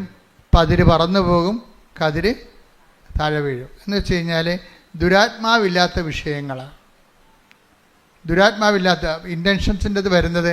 നിങ്ങൾ 6 ഇൻറ്റൻഷൻസ് എഴുതി വെക്കുമ്പോഴേ എൻ്റെ അഭിപ്രായത്തിൽ നല്ല ഇൻറ്റൻഷൻ 2 കഴിഞ്ഞാൽ പിന്നെ എഴുതാനില്ലെങ്കിൽ എഴുതാൻ വേണ്ടി വെക്കരുത്. അതെല്ലാം ദൈവത്തിൻ്റെ കോളമായിട്ടിട്ടേക്കണം. പരിശുദ്ധാത്മാവ് എന്ന് എഴുതിയിട്ടേക്കണം. എന്താ കാര്യം? അപ്പം ദൈവത്തിനറിയാം നമുക്ക് എന്താണ് ആവശ്യമെന്നുള്ള അറിയാം. അല്ലെങ്കിൽ ഇപ്പം അവിടെ ദുരാത്മാവ് കയറി പിടിക്കും. പരിശുദ്ധാത്മാവ് നമ്മൾ എഴുതിയില്ലെങ്കിൽ ദുരാത്മാവ് കയറി പിടിക്കുക. അവിടെ അങ്ങനെ ഒരു പ്രശ്നമുണ്ട്. ആ കോളം ഒഴിച്ചിടരുത്. ഒരു കാര്യത്തിനുള്ള പ്രശ്നം വെച്ചാൽ ഇപ്പോൾ ഒരു കോളം ഒഴിച്ചു കഴിഞ്ഞാൽ നമുക്കിവിടെ 2 ഓപ്ഷനേ ഉള്ളൂ. ഒന്നെങ്കിൽ പരിശുദ്ധാത്മാവ്, ഒരു ഓപ്ഷനേ ഉള്ളൂ പരിശുദ്ധാത്മാവ്. ബ്ലാങ്ക് ഇല്ല. അതാണ് ഈശോ പറഞ്ഞത്, നിങ്ങൾ ഒരു ആളിൽ നിന്ന് പിശാചിനെ ഒഴിപ്പിച്ച് കഴിഞ്ഞാൽ അത് വിജനമായ സ്ഥലത്തേക്ക് കറങ്ങി നടക്കും. പിന്നെ തിരിച്ചു വന്ന് ഇവിടെ നോക്കുമ്പോൾ ഇത് ഒഴിഞ്ഞു കിടക്കുകയാണെങ്കിൽ അവൻ തിരിച്ചതിനകത്ത് കയറി വരും. തന്നെക്കാൾ ദുഷ്ടരായ 7 ആത്മാക്കൾ. Take the bed of God. ശ്രുതികട്ടെ ഹല്ലേലൂയ ഹല്ലേലൂയ ഹല്ലേലൂയ. യേശുവേ നന്ദി. ഹല്ലേലൂയ ഹല്ലേലൂയ ഹല്ലേലൂയ ഹല്ലേലൂയ ഹല്ലേലൂയ. യേശുവേ ആരാധന ആരാധന ആരാധന. യേശുവേ നന്ദി നന്ദി നന്ദി. ഹല്ലേലൂയ ഹല്ലേലൂയ ലൂക്ക 11:24 മുതൽ 26 വരെയുള്ള തിരുവചനങ്ങൾ. അശുദ്ധാത്മാവ് ഒരുവനെ വിട്ടുപോയാൽ വരണ്ട സ്ഥലങ്ങളിലൂടെ ആശ്വാസം തേടി അലഞ്ഞു നടക്കും. കണ്ടെത്താതെ വരുമ്പോൾ അവൻ പറയുന്നു, ഇറങ്ങിപ്പോന്ന ഭവനത്തിലേക്ക് തന്നെ ഞാൻ തിരിച്ചു ചെല്ലും. തിരിച്ചു വരുമ്പോൾ ആ വീട് അടിച്ചുവാരി സജ്ജീകരിക്കപ്പെട്ടതായി കാണുന്നു. അപ്പോൾ അവൻ പോയി തന്നേക്കാൾ ദുഷ്ടരായ മറ്റ് 7 അശുദ്ധാത്മാക്കളെ കൂടി കൊണ്ടുവന്ന് അവിടെ പ്രവേശിച്ച് വാസമുറപ്പിക്കുന്നു. നമ്മളിപ്പോൾ അടിച്ചു വാരി തൂത്ത് എന്നൊക്കെ പറയത്തില്ലേ? അടിച്ചു വാരി തൂത്ത് തിന്മകളെല്ലാം. ഇപ്പോൾ കുമ്പസാരം തന്നെ നിങ്ങൾ മനസ്താപ പ്രായശ്ചിത്തം ചൊല്ലി 3 പ്രായശ്ചിത്തമായിട്ട് ഞങ്ങൾ പ്രായശ്ചിത്തമായിട്ട് തരുന്ന പ്രായശ്ചിത്തങ്ങൾ 5 സ്വർഗസ്ഥ 5 നന്മ പറഞ്ഞോറിയും കഴിഞ്ഞ് കുമ്പസാരം കഴിയുമ്പോൾ എന്താ ശരിക്കും സംഭവിക്കണത്? പാത്രം കഴുകി വെടിപ്പാക്കിയെന്നേ ഉള്ളൂ. അത്രേ ഉള്ളൂ. അതിൻ്റെ അകത്ത് പാത്രം കഴുകി വെടിപ്പാക്കി. ആ സ്പേസ് അവിടെ കിടക്കുകയാണ്. നമ്മൾ സൂക്ഷിച്ചില്ല എന്നുണ്ടെങ്കിൽ കൺഫെഷന് അതിൽ തന്നെ ഒരു പ്രതിരോധ ശക്തിയുണ്ട്. പക്ഷേ it is left to our intention. നമ്മളെ ശ്രദ്ധ പോലെ ഇരിക്കും. കൺഫെഷന് അതിൽ തന്നെ ഒരു ആധ്യാത്മിക പ്രതിരോധ ശക്തി ഉണ്ട്. പക്ഷെ നമ്മളത് ശ്രദ്ധിക്കുന്നില്ല എന്നുണ്ടെങ്കിൽ ഈ പാത്രം കഴുകി വെക്കണത് എന്തിനാ? കാണാൻ വേണ്ടിയാണ്. കാണാൻ വേണ്ടി കഴുകി വെക്കണവരുണ്ട്. പാത്രം കഴുകി വെക്കണത് എന്തിനാ? ഭക്ഷണം കഴിക്കാനാണ്, ഉറപ്പല്ലേ? ഇപ്പം കുമ്പസാരിക്കണത് എന്തിനാണ്? പുണ്യത്തിൽ പുരോഗമിക്കാനാണ്, ഉറപ്പല്ലേ? കർത്താവിന് വേണ്ടി അധ്വാനിക്കാൻ. അവിടെ എല്ലാം ആ സ്പേസ് എല്ലാം പരിശുദ്ധാത്മാവിൻ്റെ ആണ്. നമ്മുടെ ആധ്യാത്മികതയിൽ നമുക്ക് വരുന്നൊരു പ്രശ്നമെന്ന് പറയണത്, നമുക്ക് 2 ഓപ്ഷൻ ഇല്ല. പരിശുദ്ധാത്മാവ് ഇല്ല എന്നുണ്ടെങ്കിൽ, പരിശുദ്ധാത്മാവ് ഇല്ലാത്തൊരവസ്ഥ. ഇപ്പോൾ ഇന്ത്യൻ ഫിലോസഫിയിലൊക്കെ തൂരിയ സ്റ്റേജ് ഉണ്ട്. ടാബ്ല റാസ എന്ന് ഗ്രീക്ക് പറയണ പോലെ ഇന്ത്യയിലെ തൂരിയ സ്റ്റേജ്. ഇപ്പോൾ ഒരു നോൺ ആബ്സെൻറ്റ്, ഒരു ആബ്സെൻറ്റ് പ്ലേസ്, നിർവ്വാണത്തിൻ്റെ തന്നെ ഒരു ഘട്ടമാണത് തൂരിയ സ്റ്റേജ്. പക്ഷേ അതുപോലെ സ്റ്റാൻഡ്സ് ഈ ക്രിസ്ത്യൻ ഫിലോസഫിയിലില്ല, ക്രിസ്ത്യൻ തിയോളജിയിലില്ല. എന്താ കാര്യം വെച്ചാൽ, നിങ്ങൾക്ക് പരിശുദ്ധാത്മാവ് ഇല്ല എന്നുണ്ടെങ്കിൽ പിന്നെ അടുത്തത് എന്താണ്? അത് വെയ്ക്കൻ്റാണ്. വെയ്ക്കൻ്റ് ആകത്തില്ല ഒരിക്കലും. ആരാണ് വെയ്ക്കൻ്റ് ആകത്ത്? പിന്നെന്ത് ചെയ്യും? നമ്മൾ ശ്രദ്ധിച്ചില്ലെങ്കിൽ അതിനേക്കാൾ ദുരാത്മാക്കൾ പിന്നെ വന്ന് ഇതിൻ്റെ അകത്ത് കയറും. അപ്പം നമ്മളെന്താ ചെയ്യേണ്ടത്? പരിശുദ്ധാത്മാവിനെ തന്നെ ഇൻറ്റൻഷൻ വെക്കണം. അച്ഛൻ പറഞ്ഞ മനസ്സിലായ? പരിശുദ്ധാത്മാവിനെ തന്നെ നിയോഗം വെക്കണം. ഇപ്പം നിയോഗം ഇല്ല എന്ന് വെച്ച് കഴിഞ്ഞാൽ, 2 നിയോഗം, എനിക്ക് നിയോഗം ഇല്ല എന്നുണ്ടെങ്കിൽ ബാക്കിയെല്ലാം നിയോഗം ഇല്ല എന്നല്ല, പിന്നെ വല്ലതൊക്കെ എഴുതി വെക്കുകയല്ല ചെയ്യേണ്ടത്. മറിച്ച് പരിശുദ്ധാത്മാവിനെ നിറയ്ക്കണമേ എന്ന് എഴുതി വെക്കണം. പരിശുദ്ധാത്മാവിൻ്റെ ഫലങ്ങളാൽ നിറയ്ക്കണമേ, പരിശുദ്ധാത്മാവിൻ്റെ ദാനങ്ങളാൽ നിറയ്ക്കണമേ, ക്രിസ്തുവിൻ്റെ ദൗത്യമനുസരിച്ച് ജീവിക്കാൻ എന്നെ സഹായിക്കണം. എന്തെല്ലാം എഴുതി വെക്കാൻ പറ്റും? നിങ്ങളതിൻ്റെ അകത്ത് മുഴുവനും ഇത് നിങ്ങളുടെ ഇപ്പം ഞാൻ കഴിഞ്ഞ ദിവസങ്ങളൊക്കെ ആൾക്കാരെ കാണുമ്പോഴേ അവർ പറയും, അച്ഛാ മകൾക്ക് അവിടെ ഇത് PR കിട്ടണം അച്ഛാ എന്ന് പറയും. അപ്പോൾ PR കിട്ടണം. പിന്നെ ഭർത്താവിന് കുറച്ച് രോഗവും സ്മോളിഡിയൊക്കെ ഉണ്ടച്ചാ എന്നൊക്കെ പറയും. അപ്പം അതിനൊന്നും പ്രാർത്ഥിക്കണമെന്ന് പറയും. പിന്നെയും സമയം കിടക്കുമ്പോൾ ഇവർ ഉടനെ പറയും, അച്ഛാ എൻ്റെ അയൽവാസിക്ക് അങ്ങനെയാണ് ഇങ്ങനെയാണ്. അപ്പം നിർത്ത്, അത് അവരുടെ കാര്യമില്ല, വണ്ടി വിട്ടേക്കാൻ പറയും. അപ്പോൾ എന്തെങ്കിലും അവിടെ ഇല്ലെന്നുണ്ടെങ്കിൽ പിന്നെ വയ്യാവേരികളെല്ലാം കൂടി പറഞ്ഞു വെച്ച് ആദ്യം പറഞ്ഞ് ഡയല്യൂട്ടാക്കി കളയും. അത് ദുരാത്മാവിൻ്റെ ഒരു പ്രവർത്തനമാണ്. മറ്റുള്ളവരുടെ കാര്യം പറയണമെന്നില്ല. അങ്ങനെ അത്രയും സീരിയസ് ആണെങ്കിൽ അതായിരിക്കണം നിങ്ങൾ ആദ്യം പറയേണ്ടിയിരുന്നത്. നിങ്ങൾക്കൊന്നും പറയാനില്ലാഞ്ഞ കാരണം എന്നാൽ മറ്റുള്ളവരുടെ കൂടെ ഈ വണ്ടിയായാലും പോകുന്നുണ്ടല്ലോ, അയാളെ കൂടി കയറിയിരിക്കട്ടെ. വണ്ടിയായാലും ആലപ്പുഴക്ക് പോകുന്നുണ്ടല്ലോ, നാത്തും കൂടി കയറിയിരിക്കട്ടെ എന്ന് പറഞ്ഞ പോലെ നാട്ടുകാരുടെ പ്രശ്നം കൂടി പറഞ്ഞു വെപ്പിക്കും. അപ്പോൾ അതെല്ലാം ഫാൾസായി പോകും. അപ്പോൾ എന്താ ചെയ്യേണ്ടതെന്ന് വെച്ച് കഴിഞ്ഞാൽ, പരിശുദ്ധാത്മാവിന് പ്രാധാന്യം കൊടുത്തുകൊണ്ട് വേണം ഇത് ഡിസൈൻ ചെയ്യുക. അപ്പോൾ ദൈവത്തിന് തോന്നും ദൈവത്തിനാണ് പ്രാധാന്യമെന്ന്. ദൈവത്തിന് തോന്നും. അതാണ് ഈ പുതുക്കാൻ വരുമ്പോഴേ. ആദ്യകാലങ്ങളിൽ ഞാനിങ്ങനെയൊന്നും പറയത്തില്ലായിരുന്നു. എനിക്കറിയാമായിരുന്നു ഇത് തന്നെയാണ്, ഇതിലേക്കാണ് ദൈവം കൊണ്ടുപോകണമെന്ന് അറിയാമായിരുന്നു. പക്ഷേ നിങ്ങളെ ഫ്രഷ് ഹാൻഡ്സ് അല്ലേ, പ്രശാൻസിനോട് ആദ്യം പരിശുദ്ധാത്മാവെക്കുറിച്ച് പറഞ്ഞാലൊന്നും അവരുടെ പ്രശ്നം അവർ തീ നിൽക്കുകയാണല്ലോ. തീ നിൽക്കുന്നവരോട് തീ കെടുത്താനുള്ള മാർഗമാണ് പറഞ്ഞു കൊടുക്കേണ്ടത് ആദ്യം. കാരണം ഞാൻ പറഞ്ഞില്ലേ, ഷോജു എന്നൊക്കെ പറഞ്ഞില്ലേ നേരത്തെ, ഇടക്കിട്ട് പോയായിരുന്നു ഷോജു വത്സല. അപ്പോൾ ഞാൻ കൗൺസിലിങ്ങിന് മുമ്പ് അവരോട് പറയും, നമുക്ക് കുറച്ച് നേരം പ്രാർത്ഥിക്കാമെന്ന് പറയും. പ്രാർത്ഥിക്കാമെന്ന് പറഞ്ഞാൽ ഞങ്ങളെ പ്രാർത്ഥിച്ചുകൊണ്ടിരിക്കുന്ന സമയത്ത് ഞാൻ അവരോട് പറഞ്ഞു, നിങ്ങളെ ഇത് സ്റ്റാറ്റസ് എന്താണെന്ന് നോക്കട്ടെ, കർത്താവ് എന്നാ പറയണമെന്ന് കേൾക്കാമല്ലോ, നിങ്ങളതിൻ്റെ ഒരു നമ്പർ പറയാൻ പറയും. അപ്പോൾ ഷോജു ഒരു 8 പറഞ്ഞു, വത്സല ഒരു 7 പറഞ്ഞു. പിന്നെ ഞാൻ ഒരു സുവിശേഷത്തിൻ്റെ പേര് പറയാൻ പറയും. അപ്പോൾ ഒരു ലൂക്ക എന്ന് പറഞ്ഞു. അപ്പോൾ എനിക്ക് മനസ്സിലായി, ലൂക്ക 8-ാം അധ്യായം 7-ാം വാക്യമാണ് ഇപ്പം ധ്യാനത്തിൻ്റെ 2-ാം ദിവസത്തെ സ്റ്റാറ്റസ്. 2-ാം ദിവസം 3-ാം ദിവസത്തെ 3-ാം ദിവസം ധ്യാനം എവിടെ നിൽക്കുന്നത് എന്തുണ്ട്, മീറ്റർ റീഡിംഗ് ആണ്. എൻ്റെ മീറ്റർ റീഡിംഗ് ആണ്. എന്താണ്? ലൂക്ക 8:7. നിങ്ങൾക്ക് ഇത് സിമ്പിളാണ്.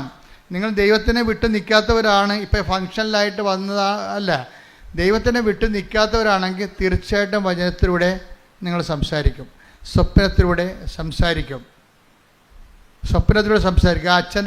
ആ അച്ഛൻ്റെ കാര്യം പറഞ്ഞത്, ആൻ്റണി ഓക്കാമച്ചൻ, ജർമ്മൻ. അങ്ങയുടെ പ്രശ്നം എന്താണെന്നറിയോ? അപ്പം അങ്ങേര് ഇങ്ങനെ പെട്ടുപോയി ആ പ്രോജക്റ്റ് ക്യാൻസലാകാൻ പോകണമെന്ന് പറഞ്ഞപ്പോൾ ഈ സിസ്റ്ററിനോട് പറഞ്ഞില്ലേ, സിസ്റ്റർ എന്താ ചെയ്യണമെന്ന് പറഞ്ഞില്ലേ? അപ്പോൾ സിസ്റ്റർ എന്താ പറഞ്ഞത്? അച്ഛൻ പോയി ഉടമ്പടി എടുക്കാൻ പറഞ്ഞില്ലേ? ഉടമ്പടി എടുത്തു കഴിഞ്ഞിട്ട് ആ ദിവസം സിസ്റ്റർ ഒരു സ്വപ്നം കണ്ട്. സിസ്റ്റർ ഈ അച്ഛൻ്റെ മേടെ പോയിട്ടില്ല, അച്ഛൻ്റെ മുറികൾ കണ്ടിട്ടില്ല. പക്ഷേ സ്വപ്നത്തിൽ അമ്മ ഈ അച്ഛൻ്റെ മുറികളെല്ലാം കാണിച്ച്, അച്ഛൻ്റെ മേടകളെല്ലാം കാണിച്ച ശേഷം ഓരോ ഭൂമുഖത്തുനിന്ന് കയറി പ്രാർത്ഥനാ മുറിയിൽ നിന്ന് മറ്റേ മുറികൾ സ്റ്റഡി റൂമിലേക്കും ഡ്രോയിങ് റൂമിലേക്കും പോയിട്ട് അച്ഛൻ ഇരിക്കുന്ന സ്ഥലത്ത് ചെന്നിട്ട് മാതാവ് അച്ഛൻ്റെ തലയിൽ കൈവച്ച്. പിറ്റേ ദിവസം വെളുപ്പിന് സിസ്റ്റർ സ്വപ്നം കഴിഞ്ഞപ്പോൾ സിസ്റ്റർ അച്ഛനെ വിളിച്ച് പറഞ്ഞ്, ഇനിയൊരു പ്രശ്നവുമില്ല, അമ്മ അച്ഛൻ്റെ കാര്യത്തിൽ ഇടപെട്ടു, ഇതല്ലേ അച്ഛൻ്റെ വീട്, ഈ മുറിയിൽ ഇന്ന സാധനങ്ങളില്ലേ, അടുത്ത മുറിയിൽ ഇന്ന സാധനങ്ങളില്ലേ, അതിലെ കൂടി മാതാവ് കടന്നിട്ടുണ്ട്, അച്ഛൻ ഇരിക്കുന്ന സ്ഥലം ഇന്നതല്ലേ, അവിടെ വന്ന് അമ്മ അച്ഛൻ്റെ തലയിൽ കൈവച്ചിട്ടുണ്ട്, ഇനി അമ്മ ഏറ്റെടുത്തോളൂ എന്ന് പറഞ്ഞു. അമ്മ ഏറ്റെടുത്തോളൂ എന്ന് പറഞ്ഞ് ഒരാഴ്ച കഴിഞ്ഞില്ല. ആക്കുമ്പോൾ ഓഫീസിൽ നിന്ന് ഇവരുടെ പ്രോജക്റ്റ് ഓഫീസിൽ വിളിച്ചു, ഫാദർ ഞങ്ങളെ കാണാം. നേരത്തെ ഇങ്ങനെ പ്രോജക്റ്റ് ഓഫീസ് കേസിലിരിക്കുകയല്ലേ, ചിലപ്പോൾ അകത്ത് പോവും, ജയിലിൽ പോവും. അതുകൊണ്ട് ഇവർ ഒരു കൗൺസിലിങ്ങിന് പോലും ടൈം കൊടുത്തില്ലായിരുന്നു. ഇപ്പോൾ അവർ പറയണേ, നിങ്ങൾ വന്ന് ഞങ്ങളെ കാണുക, നിങ്ങൾക്കെതിരെയുള്ള ആരോപണം നിലനിൽക്കണില്ലെന്ന്. അങ്ങനെ ഒരു ആരോപണം ഇല്ലെന്ന്. ഇപ്പം പെട്ടെന്നല്ലേ മാറണത്. അപ്പം അച്ഛൻ അതുകൊണ്ട് പറഞ്ഞത് എന്തറിയോ, ഞാൻ വിചാരിച്ചത് എൻ്റെ പട്ടമാണ് ഏറ്റവും വലിയ ഉടമ്പടി എന്ന്. പക്ഷേ പരിശുദ്ധ അമ്മയുടെ ഉടമ്പടി നമുക്ക് പറഞ്ഞറിയിക്കാൻ പറ്റാത്ത അച്ഛൻ്റെ സാക്ഷി നിങ്ങൾ കേൾക്കണം. കാര്യം ഒരു ജീവിത പ്രശ്നം ഉണ്ടായാൽ അച്ഛനാണെങ്കിലും ശരി, ആരാണെങ്കിലും ശരി, അമ്മ മാത്രമേ അഭയമുള്ളൂ. കൈയടിച്ച് ശ്രുതിക്കട്ടെ.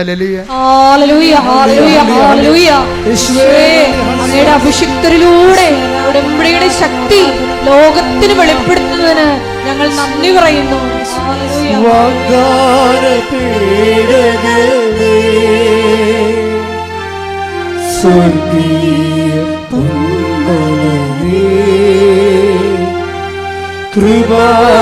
കൃപാസനത്തിൻ്റെ അമ്മേ,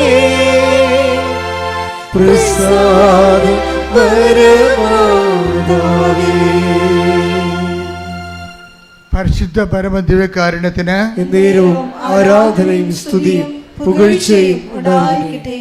അപ്പോൾ ഇതെന്താ വെച്ചാൽ സിസ്റ്ററിനുണ്ടായിട്ടുള്ള ദർശനങ്ങളിലൂടെയാണ് ഈ സത്യം വെളിപ്പെട്ട് വരണത്. അതുകൊണ്ട് തന്നെയാണ് ഉടമ്പടിയുടെ ഒരു ടൈം കഴിഞ്ഞു കഴിഞ്ഞാൽ നമ്മൾ ഉടമ്പടി സത്യസന്ധരാണെന്നും ദൈവത്തോട് അടുപ്പമാണെന്ന് കണ്ടു കഴിഞ്ഞാൽ ദൈവം നമ്മളെ ദർശനങ്ങൾ കൊണ്ടും സ്വപ്നങ്ങൾ കൊണ്ടും ദൈവത്തിൻ്റെ സാന്നിധ്യം നമ്മളെ അറിയിച്ചുകൊണ്ടിരിക്കും. ഉടമ്പടിയാണ് സാന്നിധ്യത്തിൻ്റെ ഏറ്റവും വലിയ ഒരു ഉപാധിയല്ല, ഏറ്റവും വലിയൊരു സോഴ്സ് എന്ന് പറയണത് ഉടമ്പടിയിലൂടെയാണ് സാന്നിധ്യം. മറ്റെല്ലാ പ്രാർത്ഥനയെക്കാളും മനുഷ്യന് സാന്നിധ്യം മനസ്സിലാക്കണം, ദൈവത്തിൻ്റെ സാന്നിധ്യം മനസ്സിലാക്കേണ്ടത്. അപ്പോൾ ഇതിൻ്റെ ഉടമ്പടിയുടെ സാധ്യത ഭയങ്കരമായ വലിയ സാധ്യതകളാണ്.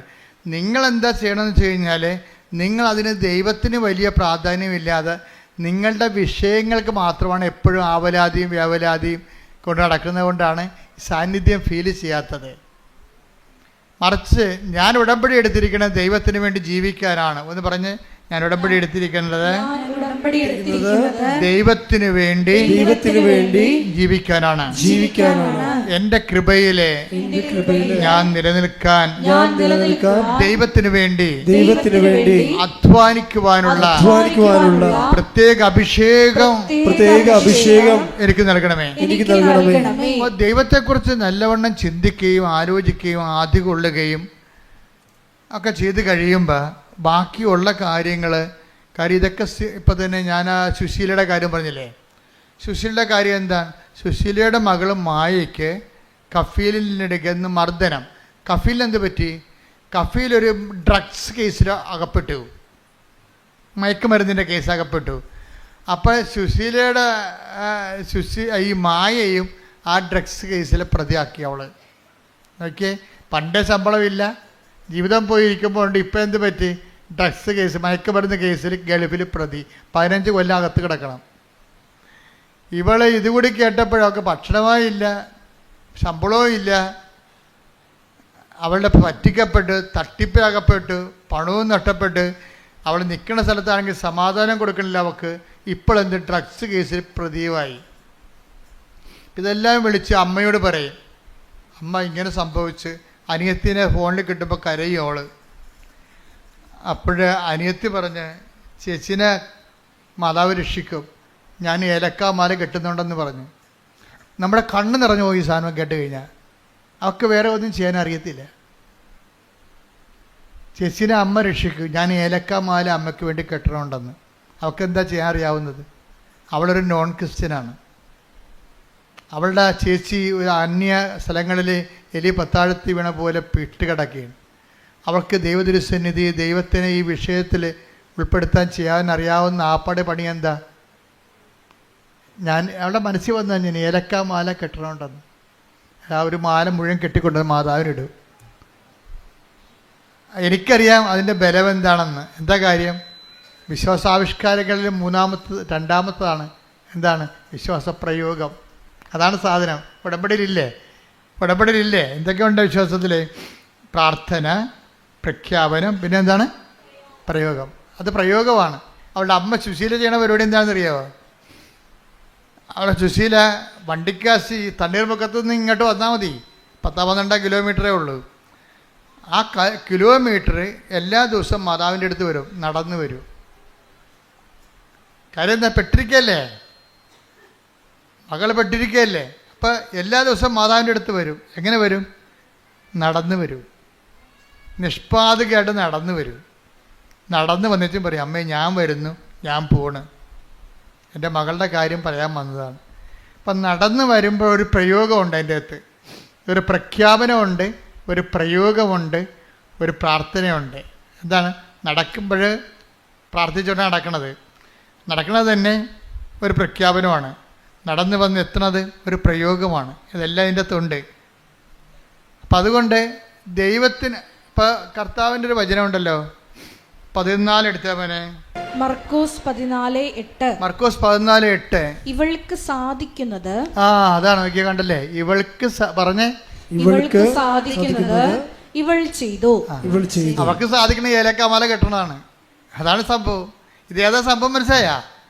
ലാസറിൻ്റെ വീട്ടിൽ ലാസർ ഉയർത്തെഴുന്നേറ്റ് കഴിഞ്ഞപ്പോൾ കർത്താവിൻ്റെ പാദത്തെങ്കിൽ 300 ദനാരയ്ക്കുള്ള സുഗന്ധ തൈലം ലാസറിൻ്റെ ബദനിയിലെ മറിയം കാല് പൂശി പ്രാർത്ഥിച്ച്. അപ്പോൾ യൂദാസ് അവിടെ നിന്നുകൊണ്ട് പ്രശ്നം ഉണ്ടാക്കി. എന്ത് നോൺസെൻസാണിത്? അയാൾ യുക്തി ഉപയോഗിക്കുന്ന ആളാണ്. അയാൾക്ക് ഭക്തിയല്ല അയാൾ ഉപയോഗിക്കണത്, യുക്തിയാണ് ഉപയോഗിക്കണത്. അയാൾ ചോദിച്ചത് എന്താണിത്? നോൺസെൻസ് അല്ലേ ഇത്? ഇതുകൊണ്ട് ആൾക്കാർക്ക് വീട് വെച്ച് കൊടുക്കാൻ പറ്റത്തില്ലെന്ന് ചോദിച്ച്. നമുക്ക് ദൈവത്തിന് നമ്മൾ കൊടുക്കുന്നത് കൊണ്ട് വീട് വെച്ച് കൊടുത്തു കഴിഞ്ഞാൽ വീട്ടിൽ കിടന്ന് പൊറുക്കാൻ പറ്റത്തില്ല നമുക്ക്. മനസ്സിലായില്ലേ? രണ്ട് വിഷയമാണ്. അതെന്താ വെച്ചാൽ ദൈവത്തിന് കൊടുക്കേണ്ടത് ദൈവത്തിന് കൊടുക്കണം, സീസറിന് കൊടുക്കേണ്ടത് മനുഷ്യന് കൊടുക്കേണ്ടത് മനുഷ്യന് കൊടുക്കണം. മനുഷ്യന് കൊടുക്കേണ്ട അടുത്ത് ദൈവത്തിന് കൊടുക്കരുത്, ദൈവത്തിന് കൊടുക്കേണ്ട അടുത്ത് മനുഷ്യനെയും കൊടുക്കരുത്. അതിനെ ബാലൻസ്ഡ് ആയിട്ടാണ് ഈശോ പറഞ്ഞിരിക്കുന്നത്. അവളെ സംബന്ധിച്ചിടത്തോളം ചെയ്യണത് എന്താണ്? ഒരു ദിനാറയ്ക്ക് 300 ദിനാറ ഒരു വർഷത്തെ കൂലിയാണ്. കർത്താവിനുള്ള സ്നേഹം പ്രകടിപ്പിക്കാൻ വേണ്ടി അതിനൊരു കുപ്പി സുഗന്ധതൈലം മേടിച്ചിട്ട് കർത്താവിൻ്റെ 2 കാലിലും മുഴുവനും ഒഴിച്ചു കൊടുത്ത്, എന്നിട്ട് ആ കാല് ചുംബിച്ചു. അത് പ്രയോഗമാണ്, പ്രയോഗം. വിശ്വാസപ്രയോഗമല്ല, അവിശ്വാസം മൂത്തിട്ടുള്ള ഒരു സ്നേഹത്തിൻ്റെ ദൈവവുമായിട്ടുള്ള ബന്ധങ്ങളതാണ്. അത് പ്രയോഗമാണ്. അത് ശരിക്കും പറഞ്ഞാൽ ഇതുപോലെ ഇവളത് ചെയ്ത് കഴിഞ്ഞപ്പോൾ അമ്മ നടന്ന് വന്ന്, അവളുടെ അമ്മ തണ്ണീർമുഖത്തിൽ നടന്ന് ഇവിടെ വന്നിട്ട് പറഞ്ഞ്, എൻ്റെ മകളുടെ കാര്യം പറയാതെ തന്നെ അമ്മക്കറിയാമല്ലോ, അമ്മയെ കാണാൻ ഞാൻ നടന്നു വന്നതാണ്. അന്ന് രാത്രി അമ്മ അവളോട് പറഞ്ഞു, നാളെ നിൻ്റെ മകളെ വിളിക്കണം, നിൻ്റെ മകളെ വിളിച്ചിട്ട് പറയണം തലയെ തുണിയിട്ടൊരു സ്ത്രീ ഓഫീസിൽ വരുന്നുണ്ടെന്ന്, അതോടെ പ്രശ്നം തീരുമെന്ന്. അതാണ് വിഷയം. പിറ്റേ ദിവസം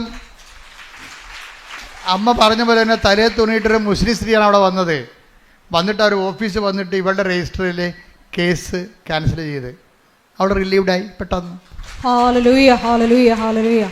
അപ്പം എന്ത് ചെയ്യണം? ഒരു വിഷയത്തിന് എവിടെയാണ് അതിൻ്റെ കുറിഞ്ഞിരിക്കണത്, അവിടെ എന്ത് ചെയ്താൽ ശരിയാവും ആർക്കറിയാം? അമ്മയ്ക്കറിയാം.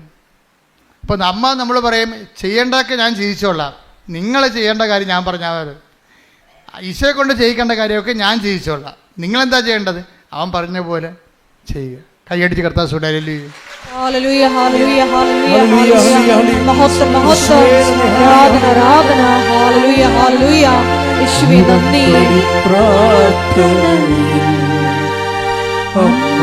ഉടനടി പരിഹാരമേകം ഉടമ്പടി പ്രാർത്ഥനയിൽ ഉടനടി പരിഹാരമേകം അവൻ പറയുന്നതും ചെയ്തിടുമേ ജീവിതം ധന്യമായി തീർന്നിടും.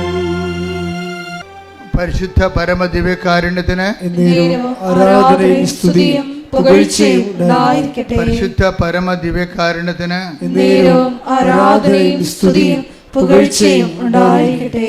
അപ്പോഴീ ഉപ്പും ഉടമ്പടിയിലെ ഉപ്പും അതുപോലെ തന്നെ എണ്ണയും ഇതൊക്കെ ഉപയോഗിക്കുമ്പോൾ നിങ്ങളെ വിശ്വാസ പ്രയോഗത്തിലാണെന്നുള്ള കാര്യം മനസ്സിലാക്കണം. അതിന് നമുക്ക് വേണ്ട മൗലിക വികാരമെന്ന് പറയുന്നത് ദൈവസ്നേഹമാണ്. വിശ്വാസം മൂത്തിട്ടാണ് ദൈവസ്നേഹം ഉണ്ടാകുന്നത്. യൂത്തിനൊക്കെ ഉണ്ടാകുന്നൊരു പ്രശ്നം എന്ന് വെച്ച് കഴിഞ്ഞാൽ യൂത്ത് ഈ ഉടമ്പടി എടുക്കുന്ന കൊണ്ട് തന്നെ ചില സമയത്ത് അവർക്ക് ചില നെഗറ്റീവ് അനുഭവങ്ങൾ നിങ്ങളുടെ ഒരു കൗണ്ട് ഡൗൺ വരും ചില സമയത്ത്. എന്താ പറയുന്നത് വെച്ച് കഴിഞ്ഞാൽ ഇപ്പം നിങ്ങൾ ഉദാഹരണത്തിന് ഇപ്പം നിങ്ങൾ അച്ഛൻ്റെ എല്ലാ ദിവസവും ഒരു സാക്ഷ്യം അല്ലെങ്കിൽ ഒരു ഡെയിലി ബ്രെഡ് നിങ്ങൾ ഷെയർ ചെയ്യുന്നു, നിങ്ങളുടെ ഗ്രൂപ്പിൽ ഷെയർ ചെയ്തേ, ഉടനെ അവരെന്ത് ചെയ്യും? ദൈവത്തിനെ കാണുമ്പോൾ തന്നെ പല്ലിളിക്കണ പിശാചുക്കളുണ്ടാവും. നിങ്ങളുടെ കൂട്ടുകാരായിരിക്കും. ചിലപ്പോൾ നിങ്ങളെ അവർ ക്യാൻസൽ ചെയ്ത് കളയും, ബ്ലോക്ക് ചെയ്ത് കളയും. അപ്പോൾ നിങ്ങൾക്ക് സന്തോഷമായില്ലേ? നിങ്ങൾക്ക് പറ്റാത്ത ആൾക്കാരിൽ നിന്ന് നിങ്ങൾക്ക് ബ്ലോക്കിങ് കിട്ടുമ്പോൾ തന്നെ അത്ര ആ സാധനം പോയി കിട്ടത്തില്ലേ? ആ സാധനം ആ ഗ്രൂപ്പിൽ കിടന്നാൽ മോശമാണ്. അച്ഛൻ പറഞ്ഞ് മനസ്സിലായില്ലേ? നിങ്ങളെ വിചാരിക്കും, അയ്യോ ഞാനിങ്ങനെ ഇവർക്ക് സെൻഡ് ചെയ്യും, ഇവർ മതം മാറ്റമാണെന്ന് കരുതുക, അല്ലെങ്കിൽ എന്നെ ഒരു ഭക്തി ആയിട്ട് കരുതുക. ഞാൻ ഭക്തിയൊന്നുമല്ല, എനിക്ക് തൽക്കാലം IELTS പാസ്സാകാനുള്ള അഭ്യാസം മാത്രമേ ഉള്ളൂ അവർക്കറിയാൻ പാടില്ല. പറഞ്ഞ മനസ്സിലായില്ല? അത് നമ്മുടെ രഹസ്യ ധാരണകൾ നിങ്ങൾ വിവേചിക്കണം. നിങ്ങൾ എന്തുകൊണ്ട് ഷെയർ ചെയ്യുന്നില്ല കൂട്ടുകാർക്ക്? അതിൻ്റെ കാരണം നിങ്ങളിതൊരു 3 മാസത്തുള്ള അഭ്യാസമായിട്ടാണ് എടുത്തിരിക്കുന്നത്. ഒക്കട്ടെ കിട്ടണേ കൂട്ടി പോയ ചട്ടി, അതുകൊണ്ടാണ് ഷെയർ ചെയ്യാത്തത്. ഞാൻ ഈ 3 മാസത്തെ അഭ്യാസത്തിന് വേണ്ടി എടുത്തിരിക്കുന്ന കാര്യം എൻ്റെ കൂട്ടുകാരുടെ മുമ്പിൽ ഞാനൊരു പത്തിപ്രാന്തിയായിട്ട് അറിയപ്പെടേണ്ട ആവശ്യമില്ലല്ലോ എന്ന് വിചാരിച്ചുകൊണ്ട് നിങ്ങൾ ഷെയർ ചെയ്യത്തില്ല. നിങ്ങളുടെ ആന്തരിക വിചാരങ്ങളെ കർത്താവ് വിവേചിച്ചിരിക്കുന്നു, കർത്താവ് നിങ്ങളെ വിധിക്കുന്നു. ഈ വിധിയിൽ നിന്ന് രക്ഷപ്പെടാൻ വേണ്ടി മര്യാദയ്ക്ക് ഷെയർ ചെയ്ത് രക്ഷപ്പെടുന്നതാണ് നല്ലത്. ചെറുപ്പക്കാർക്കും ഇതുപോലെയുള്ള അബദ്ധങ്ങൾ സംഭവിക്കാം. നിങ്ങളുടെ കൂട്ടുകാരെല്ലാം ഒരു മേനിക്കെങ്കിലും സ്വയം ഹ്യൂമനിസ്റ്റിൻ്റെ മാനവികൻ്റെ കുപ്പായമെടുത്ത് അടിഞ്ഞിട്ടുള്ള പാർട്ടിയാകും. അപ്പം നമ്മളത് ഷെയർ ചെയ്ത് സ്റ്റാറ്റസ് ഇട്ട് കഴിയുമ്പോൾ അവനവിടെ നമ്മൾ രണ്ടാം പൗരനാക്കും, അവൻ ഒന്നാം പൗരനാകും. ആരാണ് ഒന്നാം പൗരൻ രണ്ടാം പൗരൻ എന്താ അവസാനം അറിയാൻ പറ്റും. അവൻ പറയും എന്ന് തുടങ്ങി ഈ പത്തിപ്രാന്തൊക്കെ. എടാ, മര്യാദക്ക് അധ്വാനിച്ച് ജീവിച്ചാൽ പ്രശ്നമൊന്നുമില്ല, അല്ലെങ്കിൽ ഇതുപോലെ ചെന്ന് ചാരേണ്ടി വരും. ഹ്യൂമനിസ്റ്റായി. അപ്പോൾ നമ്മളവർക്ക് അവനാണ് വലിയ, അവനൊരു കുന്തും അറിയത്തില്ല. ദൈവത്തെ അറിഞ്ഞില്ലെങ്കിൽ എല്ലാം അറിയാം. ദൈവത്തെ അറിഞ്ഞില്ലെങ്കിൽ തീർന്നില്ലേ? അവന് ദൈവത്തെ അംഗീകരിക്കേണ്ടത് അതിന് പോരായ്മയെ കരുതിയിരിക്കുകയാണ്. അവൻ്റെ അന്ത്യം നമ്മൾ കണ്ടിട്ടില്ലല്ലോ. കാണുന്നതിന് മുമ്പ് എന്തുകൊണ്ടാണ് അവൻ പറഞ്ഞത് നീ അനുസരിക്കാൻ നീ ബാധ്യസ്ഥനാകണത്? അതുകൊണ്ട് നീ നിഷ്പക്ഷമായിട്ടും നിർഭയനായിട്ടും കർത്താവിൻ്റെ സുവിശേഷത്തിൻ്റെ വക്താവായിട്ട് മാറാവുന്ന കൈ അടിച്ചുകൊണ്ട് സ്തുതിക്കട്ടെ. ഹല്ലേലൂയ, ഹല്ലേലൂയ, ഹല്ലേലൂയ, ഹല്ലേലൂയ, ഹല്ലേലൂയ. യേശുവേ നന്ദി, ഹല്ലേലൂയ, ഹല്ലേലൂയ. ആരാധന, ഹല്ലേലൂയ, ഹല്ലേലൂയ. യേശുവേ ആരാധന, ഹല്ലേലൂയ, ഹല്ലേലൂയ. യേശുവേ ആരാധന. യേശുവേ ഞങ്ങളുടെ ആന്തരിക വിശുദ്ധീകരണ മേഖലകൾ വെളിപ്പെടുത്തുന്നതിന് നന്ദി പറയുന്നു. നമ്മൾക്ക് ജനക്കൂട്ടത്തെ കാണുമ്പോൾ നമുക്ക് എന്താ തോന്നേണ്ടത്? അനുകമ്പയാണ് തോന്നേണ്ടത്. എന്താണ്? അവർക്ക് കർത്താവിനെ ആവശ്യമുണ്ടല്ലോ എന്ന് തോന്നണം. നീ ദൈവത്തിൻ്റെ ആളാണെങ്കിലേ ജനക്കൂട്ടത്തെ കാണുമ്പോൾ നിൻ്റെ ഗ്രൂപ്പിലെ വാട്സപ്പ് ഗ്രൂപ്പിലായാലും ശരി, നിൻ്റെ ഏത് മേഖലയായാലും ജനക്കൂട്ടമാണല്ലോ അത്. അവരെ കാണുമ്പോൾ നിങ്ങൾക്ക് എന്ത് ചെയ്യണം? അവന് അനുകമ്പ തോന്നണം. എന്താണ്? അവർക്ക് കർത്താവിനെ അറിയത്തില്ലല്ലോ. അവരെ അറിയിക്കാനുള്ള അവർ ഇടയില്ലാത്ത ആടുകളെ പോരല്ലേ, കർത്താവില്ലാത്ത ആൾക്കാരെ പോരല്ലേ. അപ്പം അതുകൊണ്ട് തന്നെ ജനക്കൂട്ടത്തെ കാണുമ്പോൾ ചില അണ്ണന്മാർക്ക് എന്താ തോന്നണത്? അവർ ഓന്തുമാരുണ്ടല്ലോ, ഈ സായിപ്പിനെ കാണുമ്പോൾ കവാത്ത് മറക്കണം എന്ന് പറഞ്ഞാൽ ജനക്കൂട്ടത്തെ കാണുമ്പോൾ പിന്നെ മതം മറന്നു പോകും, വിശ്വാസം മറന്നു പോകും. ജനക്കൂട്ടത്തെ കാണുമ്പോൾ വിശ്വാസം മറക്കണത് ആരാണ്? ബിസിനസ്സുകാരായിരിക്കും, ഒരു സംശയമില്ല. എന്താ കാര്യം? ഇപ്പം നീ ക്രിസ്ത്യാനിയാണെന്ന് പറഞ്ഞു കഴിഞ്ഞാൽ നിൻ്റെ വസ്തു മുസ്ലിം മേടിക്കത്തില്ല, ഹിന്ദു മേടിക്കത്തില്ല. കേരളത്തിൽ ജാതീയത ശക്തമല്ലേ. അപ്പം അതുകൊണ്ട് എന്നാ ശരി, എനിക്ക് മതമില്ലെന്ന് പറഞ്ഞാൽ മതിയല്ല, മതമില്ലാത്ത ജീവനാണെന്നൊക്കെ പറഞ്ഞാൽ മതിയല്ല. എനിക്ക് മതമില്ല, ഞാൻ നിരീശ്വരവാദിയാണെന്ന് പറയുമ്പോൾ എൻ്റെ ചരക്ക് എല്ലാവരും മേടിക്കും. അപ്പോൾ മറ്റുള്ളവർ ചരക്ക് വിറ്റഴിക്കാൻ വേണ്ടി നീ ദൈവത്തിന് ഒറ്റിക്കൊടുത്തിട്ടുണ്ടെങ്കിൽ നീ ഇന്ന് മാപ്പ് പറയണം. ഇവിടെ ഉടമ്പടിയിൽ വെച്ച്, കർത്താവേ ഇതെല്ലാം കടന്നു പോകുന്നതാണ്, കടന്നു പോകുന്നത് നീ മാത്രമാണ്. ഞാൻ നിന്നെ മറ്റുള്ളവർക്ക് വേണ്ടി ഞാൻ എൻ്റെ ഐഡൻറ്റിറ്റി വെളിപ്പെടുത്താതിരുന്നിട്ടുണ്ടെങ്കിൽ, ഐഡൻറ്റിറ്റി തള്ളിപ്പറഞ്ഞിട്ടുണ്ടെങ്കിൽ കർത്താവേ മാപ്പ് ചോദിക്കുന്നു. സ്തുതിക്കട്ടെ. ഹല്ലേലൂയ, ഹല്ലേലൂയ, ഹല്ലേലൂയ. യേശുവേ ദൈവത്തെ മഹത്വപ്പെടുത്താനുള്ള അവസരങ്ങൾ മനഃപൂർവ്വം നഷ്ടപ്പെടുത്തിയിട്ടുണ്ടെങ്കിൽ ഞങ്ങൾ അനുദപിച്ച് മാപ്പ് ചോദിക്കുന്നു. ഹല്ലേലൂയ, ഹല്ലേലൂയ. മഹത്വം, മഹത്വം. ആരാധന, ആരാധന, ആരാധന, ആരാധന, ആരാധന, ആരാധന, ആരാധന, ആരാധന. വിശ്വാസം നമുക്കറിയാം. വിശ്വാസത്തിൻ്റെ ആവിഷ്കാരങ്ങൾ എന്തൊക്കെയാണ്? ഒന്ന് പ്രാർത്ഥന, രണ്ടാമത്തേത് എന്താണ്? പ്രഖ്യാപനം, മൂന്നാമത്തേത് എന്താണ്? പ്രയോഗം. ഈ പ്രാർത്ഥന കഴിഞ്ഞിട്ട് ഈ പ്രഖ്യാപനം എന്ന് പറയുമ്പോൾ ഉള്ള വിഷയം വെച്ചാൽ ഈ പ്രഖ്യാപനം ആദ്യം നടത്തേണ്ടത് എവിടെയാണെന്ന് അറിയാമോ? തെരുവീതിയിലല്ല, സ്വന്തം വീട്ടിലാണ് നടത്തേണ്ടത്.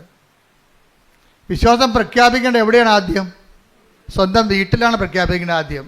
കാര്യം വിശ്വാസത്തിനെതിരായിരിക്കും ഭർത്താവ്, അല്ലെങ്കിൽ ഭാര്യ, അല്ലെങ്കിൽ മകൻ, അല്ലെങ്കിൽ മകള്.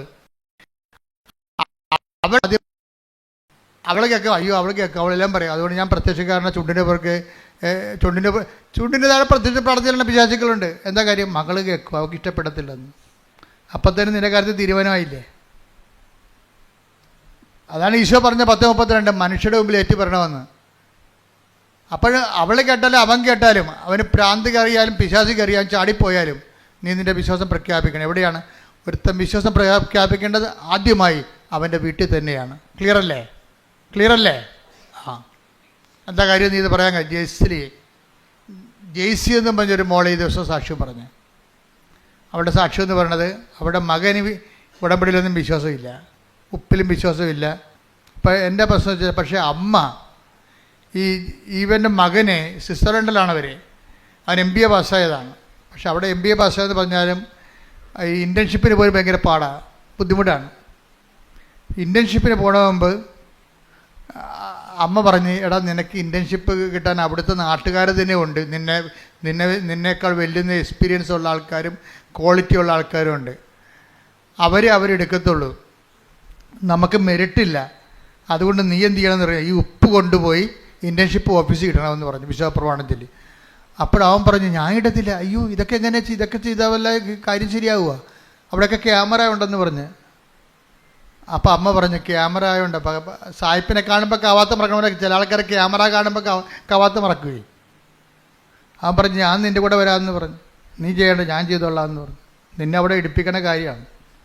ഇൻറ്റേൺഷിപ്പ് ഓഫീസിൽ പോയി അമ്മ കൊണ്ട് അവൻ നിൽക്കുമ്പോൾ അവിടെ ഉപ്പിട്ടിട്ട് വിശ്വാസപ്രമാണം ചൊല്ലി, മാതാവേ ഞങ്ങൾക്ക് കഴിവില്ല, ഞങ്ങൾക്ക് മെറിറ്റില്ല, ഇത് നോട്ട് ബൈ മെറിറ്റാണ് വർക്ക് ചെയ്യേണ്ടത്, ഉടമ്പടി, അതിനുവേണ്ടി ഞാൻ ഉടമ്പടി ചെയ്തിരിക്കണം, അതുകൊണ്ട് ഈ മകനെ ഇവിടെ ഇൻറ്റേൺഷിപ്പിൽ എടുക്കണമെന്ന് പറഞ്ഞു, എക്സ്പീരിയൻസിന്. പല നാട്ടുകാർക്ക് സീറ്റില്ല, അവന് സീറ്റ് കിട്ടി.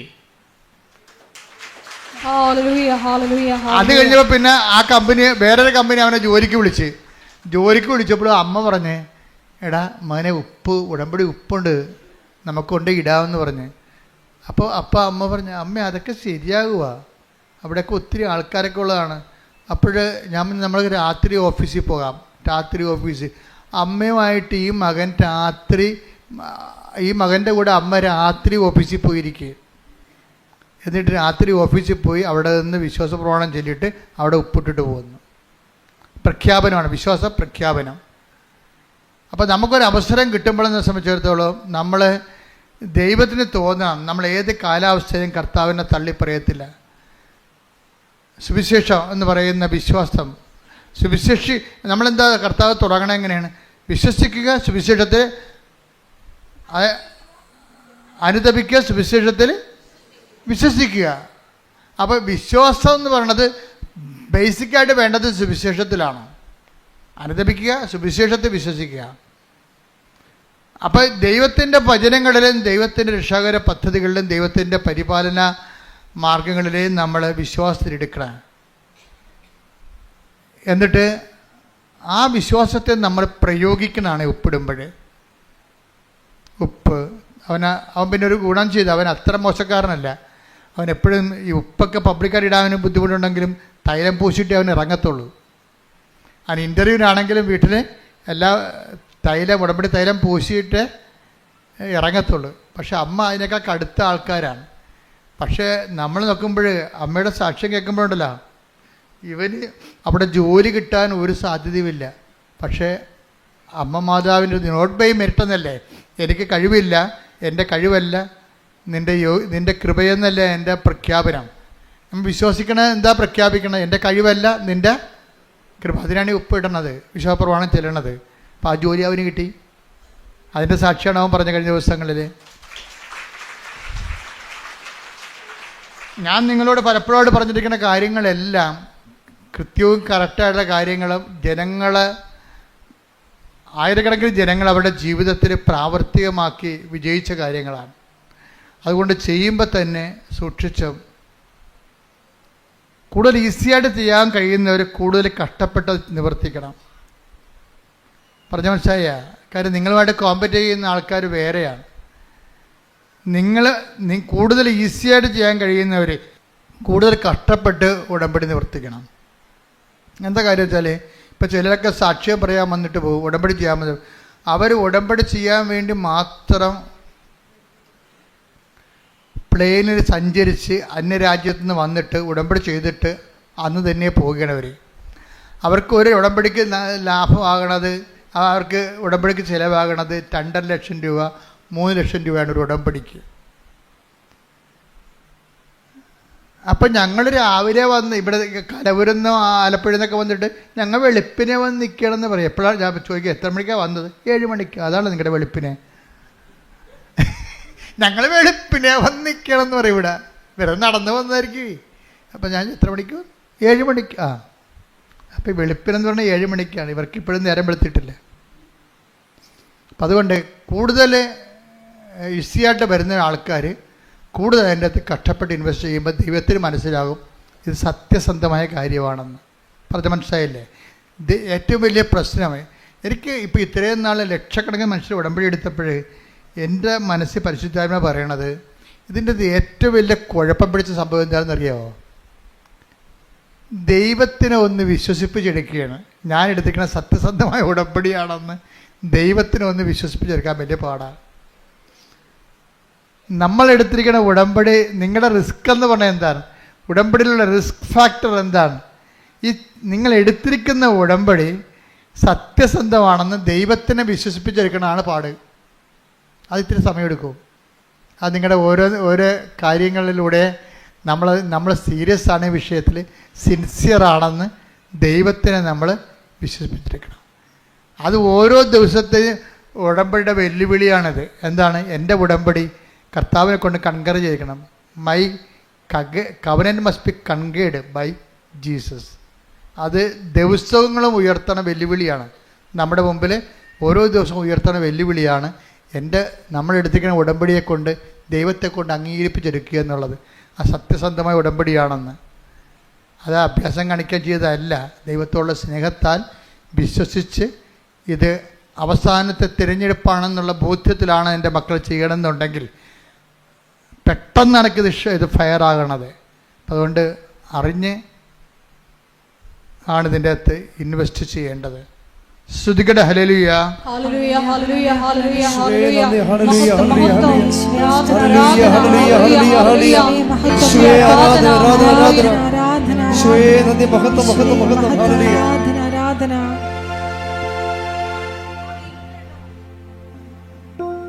നിങ്ങളുടെ കൈകളെ രോഗസൗഖ്യ പ്രാർത്ഥനയുടെ സമയമാണ്.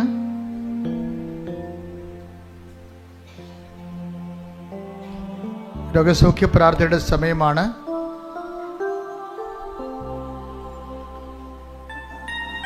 വിവിധ രോഗങ്ങളെ വലയുന്നവര് രോഗാതുരമായ സ്ഥാനങ്ങളിലെ വലത് കൈ വെച്ചുകൊണ്ട്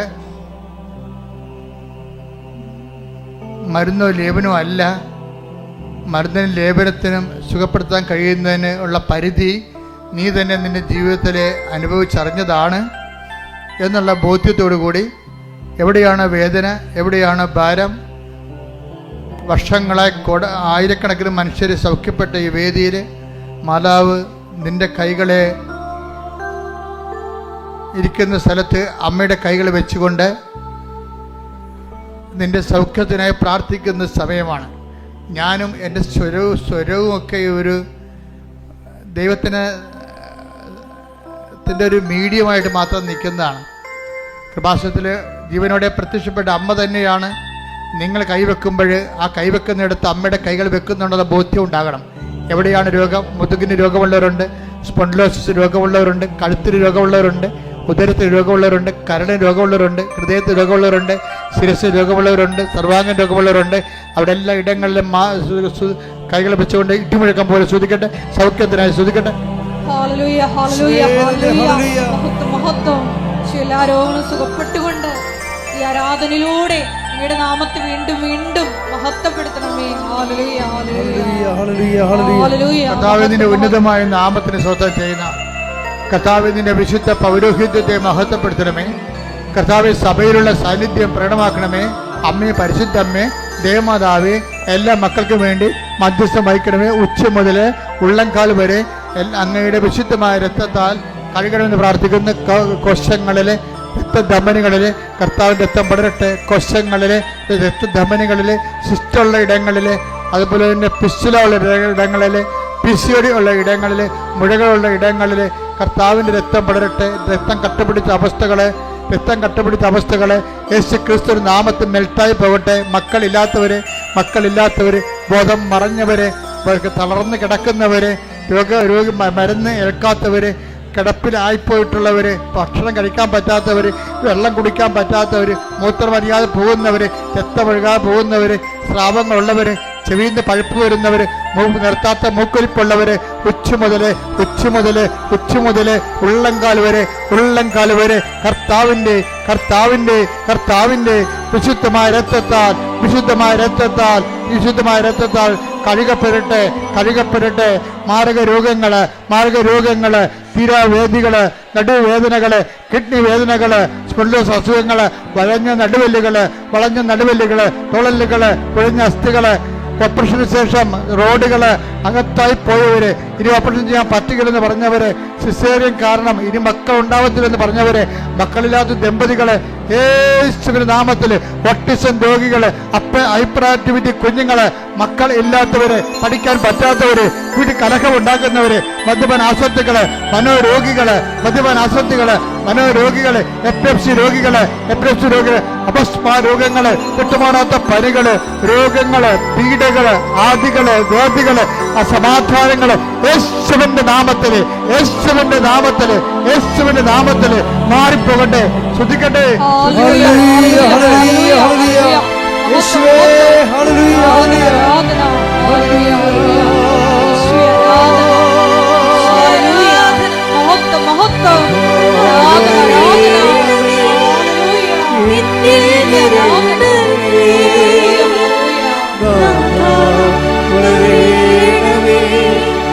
സൗഖ്യം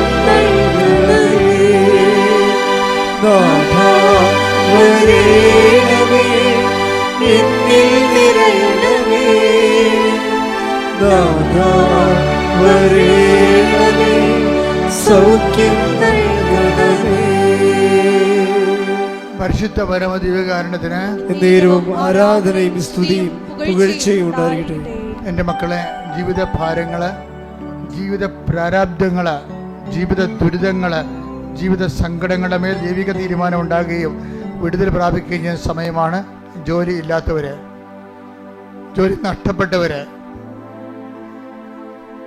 വീടില്ലാത്തവര്, വീടിന് വെക്കാൻ സ്ഥലം പോലും ഇല്ലാത്തവര്, സാമ്പത്തികമായ ബാധ്യതകളായി വിഷമിക്കുന്നവര്, ജപ്തി നടപടി നേരിടാൻ പോകുന്നവര്, നടപടിയിൽ ഇരിക്കുന്നവര്, വിവാഹത്തില് ബന്ധം പിരിഞ്ഞുകൊണ്ടിരിക്കുന്നവര്, കോടതി കേസ് കിടക്കുന്നവര്, അതുപോലെ തന്നെ കോടതിയിൽ അദാലത്തിന് വിളിച്ചിരിക്കുന്നവര്, ഓരോരോ വിഷയങ്ങൾക്ക് വേണ്ടിയും കർത്താവിന്റെ തിരുസഭയിൽ കണ്ണീരോടെ പ്രാർത്ഥിക്കുന്നവർ, പറഞ്ഞാൽ അനുസരിക്കാത്ത മക്കള്, വീട്ടിൽ നിന്ന് ഇറങ്ങിപ്പോകുന്ന മക്കള്, തോന്നുമ്പോൾ തിരിച്ചു വരുന്ന മക്കള്, അനുസരണ ഇല്ലാത്തവര്, തെറ്റായ പ്രണയത്തിൽ കുടുങ്ങിക്കൊണ്ട് കുടുംബത്തിൽ നാശം വിതക്കുന്ന മക്കള്, അന്ധമായ അവസ്ഥകളിൽ കുടുംബത്തിന്റെ കാര്യങ്ങളൊന്നും അന്വേഷിക്കത്തില്ല, മാതാപിതാക്കന്മാർ അന്വേഷിക്കത്തില്ല, മക്കളെ സഹോദരങ്ങൾ അന്വേഷിക്കത്തില്ല, സ്വന്തം കാര്യം മാത്രം നോക്കിക്കൊണ്ട് സ്വന്തം കാര്യത്തിന് വേണ്ടി കുടുംബത്തെ ഉപദ്രവിച്ചുകൊണ്ടിരിക്കുന്നവര്, കുടുംബത്തിന്റെ അസുര വിത്തുകൾ എന്ന് പറയുന്ന സന്തതികള്, അവരുടെ മേലെല്ലാം കർത്താവിന്റെ രക്തം പതിക്കട്ടെ. ഉന്നതമായ നാമത്തില്, സഭയുടെ അധികാരത്തില്, പുരുഷന്റെ അടയാളത്തില്, ദൈവത്തിന്റെ ശക്തിയാൽ മാരക തടസ്സങ്ങള്, തീരാവേദ്യങ്ങള്, ജീവിതദുരിതങ്ങള് യേശുവിന്റെ നാമത്തിൽ മാറിപ്പോകട്ടെ.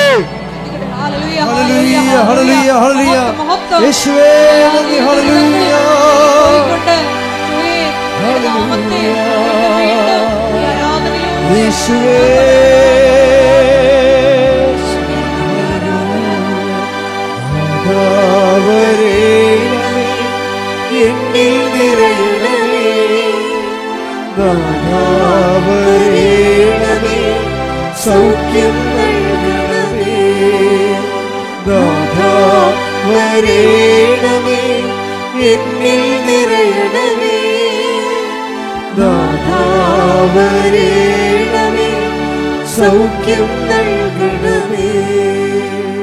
മുട്ടനിക്ക് സമാപന ആശീർവാദമാണ്. കൈകുപ്പി കർത്താവിനോട് സ്വകാര്യമായി പറയാനുള്ള കാര്യങ്ങൾ ഇപ്പോൾ മൗനമായി പറയുക. കർത്താവിനോട് സ്വകാര്യമായി പറയാനുള്ള കാര്യങ്ങൾ ഇപ്പോൾ മൗനമായി പറയുക. ആശീർവാദത്തിൻ്റെ സമയമാണ്. സാക്ഷ്യം പറയാൻ സാധിക്കും ഈ വിഷയത്തിന് വേണ്ടി.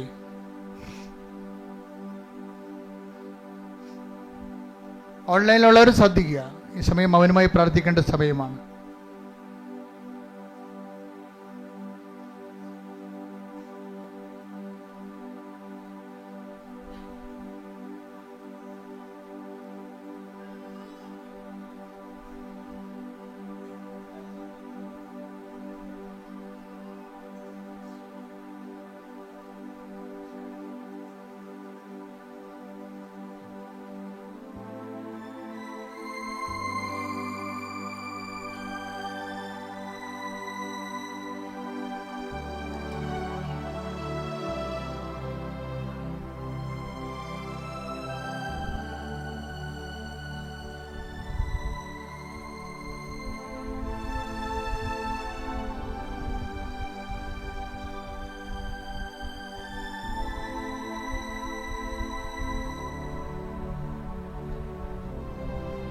ഒരിക്കൽ കൂടി മരിയൻ ഉടമ്പടിയിൽ സമർപ്പിച്ചിരിക്കുന്ന എല്ലാ വിഷയങ്ങളും ദൈവമാതാവിൻ്റെ മധ്യസ്ഥതയിൽ ദിവ്യകാരുണ്യ സന്നിധിയിൽ സമർപ്പിച്ച് നമുക്കൊരു നിമിഷം മൗനമായിട്ട് പ്രാർത്ഥിക്കാം.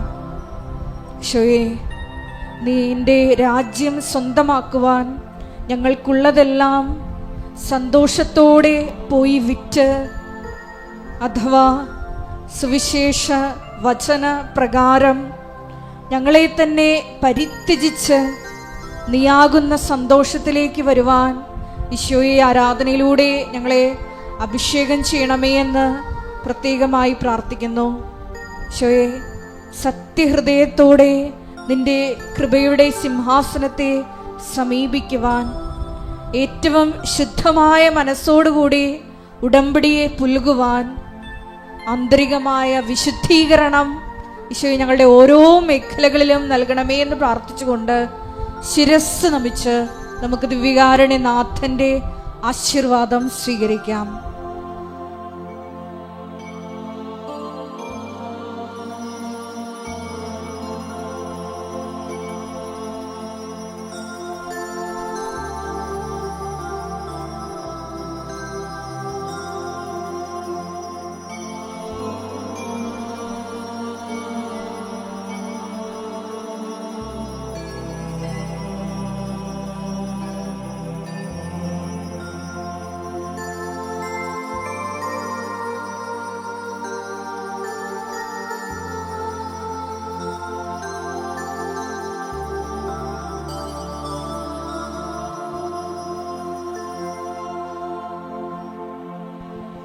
പരിശുദ്ധ പരമമാ ദിവ്യകാരുണ്യമേ,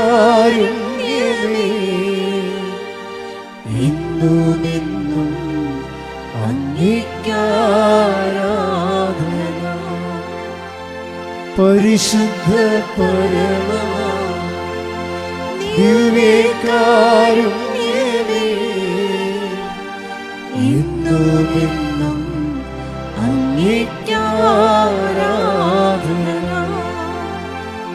പരിശുദ്ധ പരമമാ ദിവ്യകാരുണ്യമേ,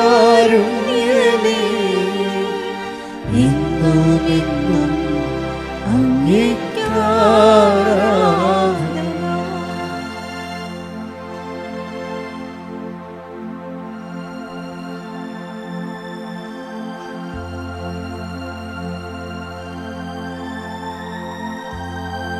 ആവേ ആവേ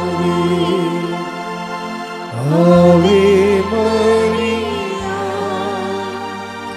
ആവേ ആവേ ആവേ മരിയ.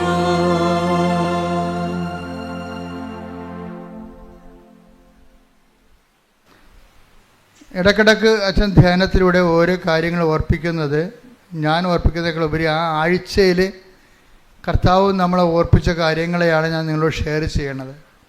നിങ്ങളിത് മറ്റുള്ളവർക്ക് ഷെയർ ചെയ്യണം. അവർ രാവിലെ എഴുന്നേൽക്കുമ്പോൾ തന്നെ അവർ ഡെയിലി ബ്രെഡ് അനുദിനാനുഗ്രഹ പ്രാർത്ഥന കൂടി 5:30 അച്ഛൻ്റെ കൂടെ പ്രത്യക്ഷീകരണ പ്രാർത്ഥന ചൊല്ലിയിട്ട് അത് തന്നെ അപ്പോൾ ഷെയർ ചെയ്യണം. അതിനെ സ്റ്റാറ്റസ് ആക്കണം. അത് എല്ലാ മക്കളിലേക്കും ക്രിസ്തു എത്തിച്ചേരുന്നുണ്ടെന്ന് നമ്മൾ ഉറപ്പ് വരുത്തണം. പ്രിയമുള്ളവരെ, പുറത്തുനിന്ന് കുറേ ആൾക്കാർ തിരിയൊക്കെ വിൽക്കുന്നുണ്ട്. അതൊന്നും വെഞ്ചരിച്ചതല്ല. ഒത്തിരി ആൾക്കാർ വെഞ്ചരിച്ചതാണെന്നും പറഞ്ഞുകൊണ്ട് ഉടമ്പടി തിരിയാണെന്നും പറഞ്ഞ് വാങ്ങിച്ചുകൊണ്ട് പോകുന്നുണ്ട്, അബദ്ധത്തിൽ വീഴുന്നുണ്ട്. പുറത്ത് ഒരു സാധനം വെഞ്ചരിച്ചതല്ല. അച്ഛൻ വെഞ്ചരിച്ചിരിക്കുന്ന സ്റ്റോളിൽ മാത്രമേ ഉള്ളൂ. കൃപാസനത്തിൽ വന്ന് തീർത്ഥാടക ഉടമ്പടി എടുത്തിരിക്കുന്ന സഹോദരങ്ങൾക്ക് മാത്രമാണ് മരിയൻ ഉടമ്പടി നേർച്ച വസ്തുക്കൾ. അത് കൃപാസനത്തിൻ്റെ സ്റ്റോളിൽ നിന്ന് നമുക്ക് ബഹുമാനപ്പെട്ട VP ജോസഫ് അച്ഛൻ തന്നെ ഇവിടുത്തെ പ്രത്യക്ഷീകരണ അൽത്താരയിൽ ദിവ്യകുർബാന അർപ്പിച്ച് വെഞ്ചരിച്ച് പ്രാർത്ഥിച്ചാണ് നിങ്ങൾക്ക് നൽകുന്നത്. അത് പുറത്ത് ലഭ്യമല്ല എന്നുകൂടി സ്നേഹപൂർവ്വം ഓർമ്മപ്പെടുത്തുന്നു. കൃപാസനത്തിൽ നിന്ന് എന്ന് പറഞ്ഞ് ഒത്തിരിയേറെ വ്യക്തികൾ സ്വകാര്യ വാഹനങ്ങളിലും മറ്റുമായി ഓരോരോ ഭവനങ്ങളിൽ കടന്നു ചെന്നുകൊണ്ട് പണപ്പെരിവും മറ്റും നടത്തുന്നതായി ശ്രദ്ധയിൽപ്പെട്ടിട്ടുണ്ട്. ബഹുമാനപ്പെട്ട VP ജോസഫ് അച്ഛൻ ഇതിനു മുമ്പ് ആരാധനയിൽ നിർദ്ദേശം നൽകിയിരിക്കുന്നത് പോലെ കൃപാസനത്തിൽ നിന്ന് ഇത്തരത്തിലുള്ള ഒരു വ്യക്തികളെയും ഇവിടെ നിന്ന് നിയോഗിച്ചിട്ടില്ല. അപ്പോൾ ഇത്തരത്തിലുള്ള തട്ടിപ്പുകളിൽപ്പെട്ട് നിങ്ങൾ വഞ്ചിതരാകാതിരിക്കാൻ ശ്രദ്ധിക്കണമെന്ന് സ്നേഹപൂർവ്വം ഓർമ്മപ്പെടുത്തുന്നു. കൃപാസനത്തിൽ നിന്ന് പ്രേക്ഷിത പ്രവർത്തനത്തിനായി തങ്ങളെ പറഞ്ഞയച്ചിരിക്കുകയാണ് എന്ന് പറഞ്ഞുകൊണ്ട് വസ്ത്രവും പണവും ഒക്കെ ശേഖരിക്കാൻ പല സ്ഥലങ്ങളിലും വ്യക്തികൾ ചെല്ലുന്നുണ്ട് എന്നുള്ള ഒരു കംപ്ലൈൻറ്റ് നമുക്ക് ലഭിച്ചിട്ടുണ്ട്. കൃപാസനത്തിൽ നിന്ന് അങ്ങനെ ഒരു നിർദ്ദേശം നമ്മൾ ആർക്കും കൊടുത്തിട്ടില്ല. വസ്ത്രങ്ങൾ കൊടുക്കാൻ ആഗ്രഹിക്കുന്നവർക്ക് ഓഫീസിൽ നേരിട്ട് കൊടുക്കാമെന്നാണ് ബഹുമാനപ്പെട്ട അച്ഛൻ അറിയിച്ചിട്ടുള്ളത് ആരാധനാ മധ്യേ. അതുപോലെ തന്നെ മറ്റ് സഹായങ്ങളെല്ലാം ചെയ്യേണ്ടവർക്ക് അത് കൃപാസനത്തിൽ നേരിട്ട് നിങ്ങൾക്ക് ചെയ്യാവുന്നതാണ്. അല്ലാതെ ഇത്തരത്തിലുള്ള വ്യക്തികളെ നിങ്ങളെ ഏൽപ്പിക്കേണ്ടതില്ല എന്നുകൂടി സ്നേഹപൂർവ്വം ഓർമ്മപ്പെടുത്തുന്നു.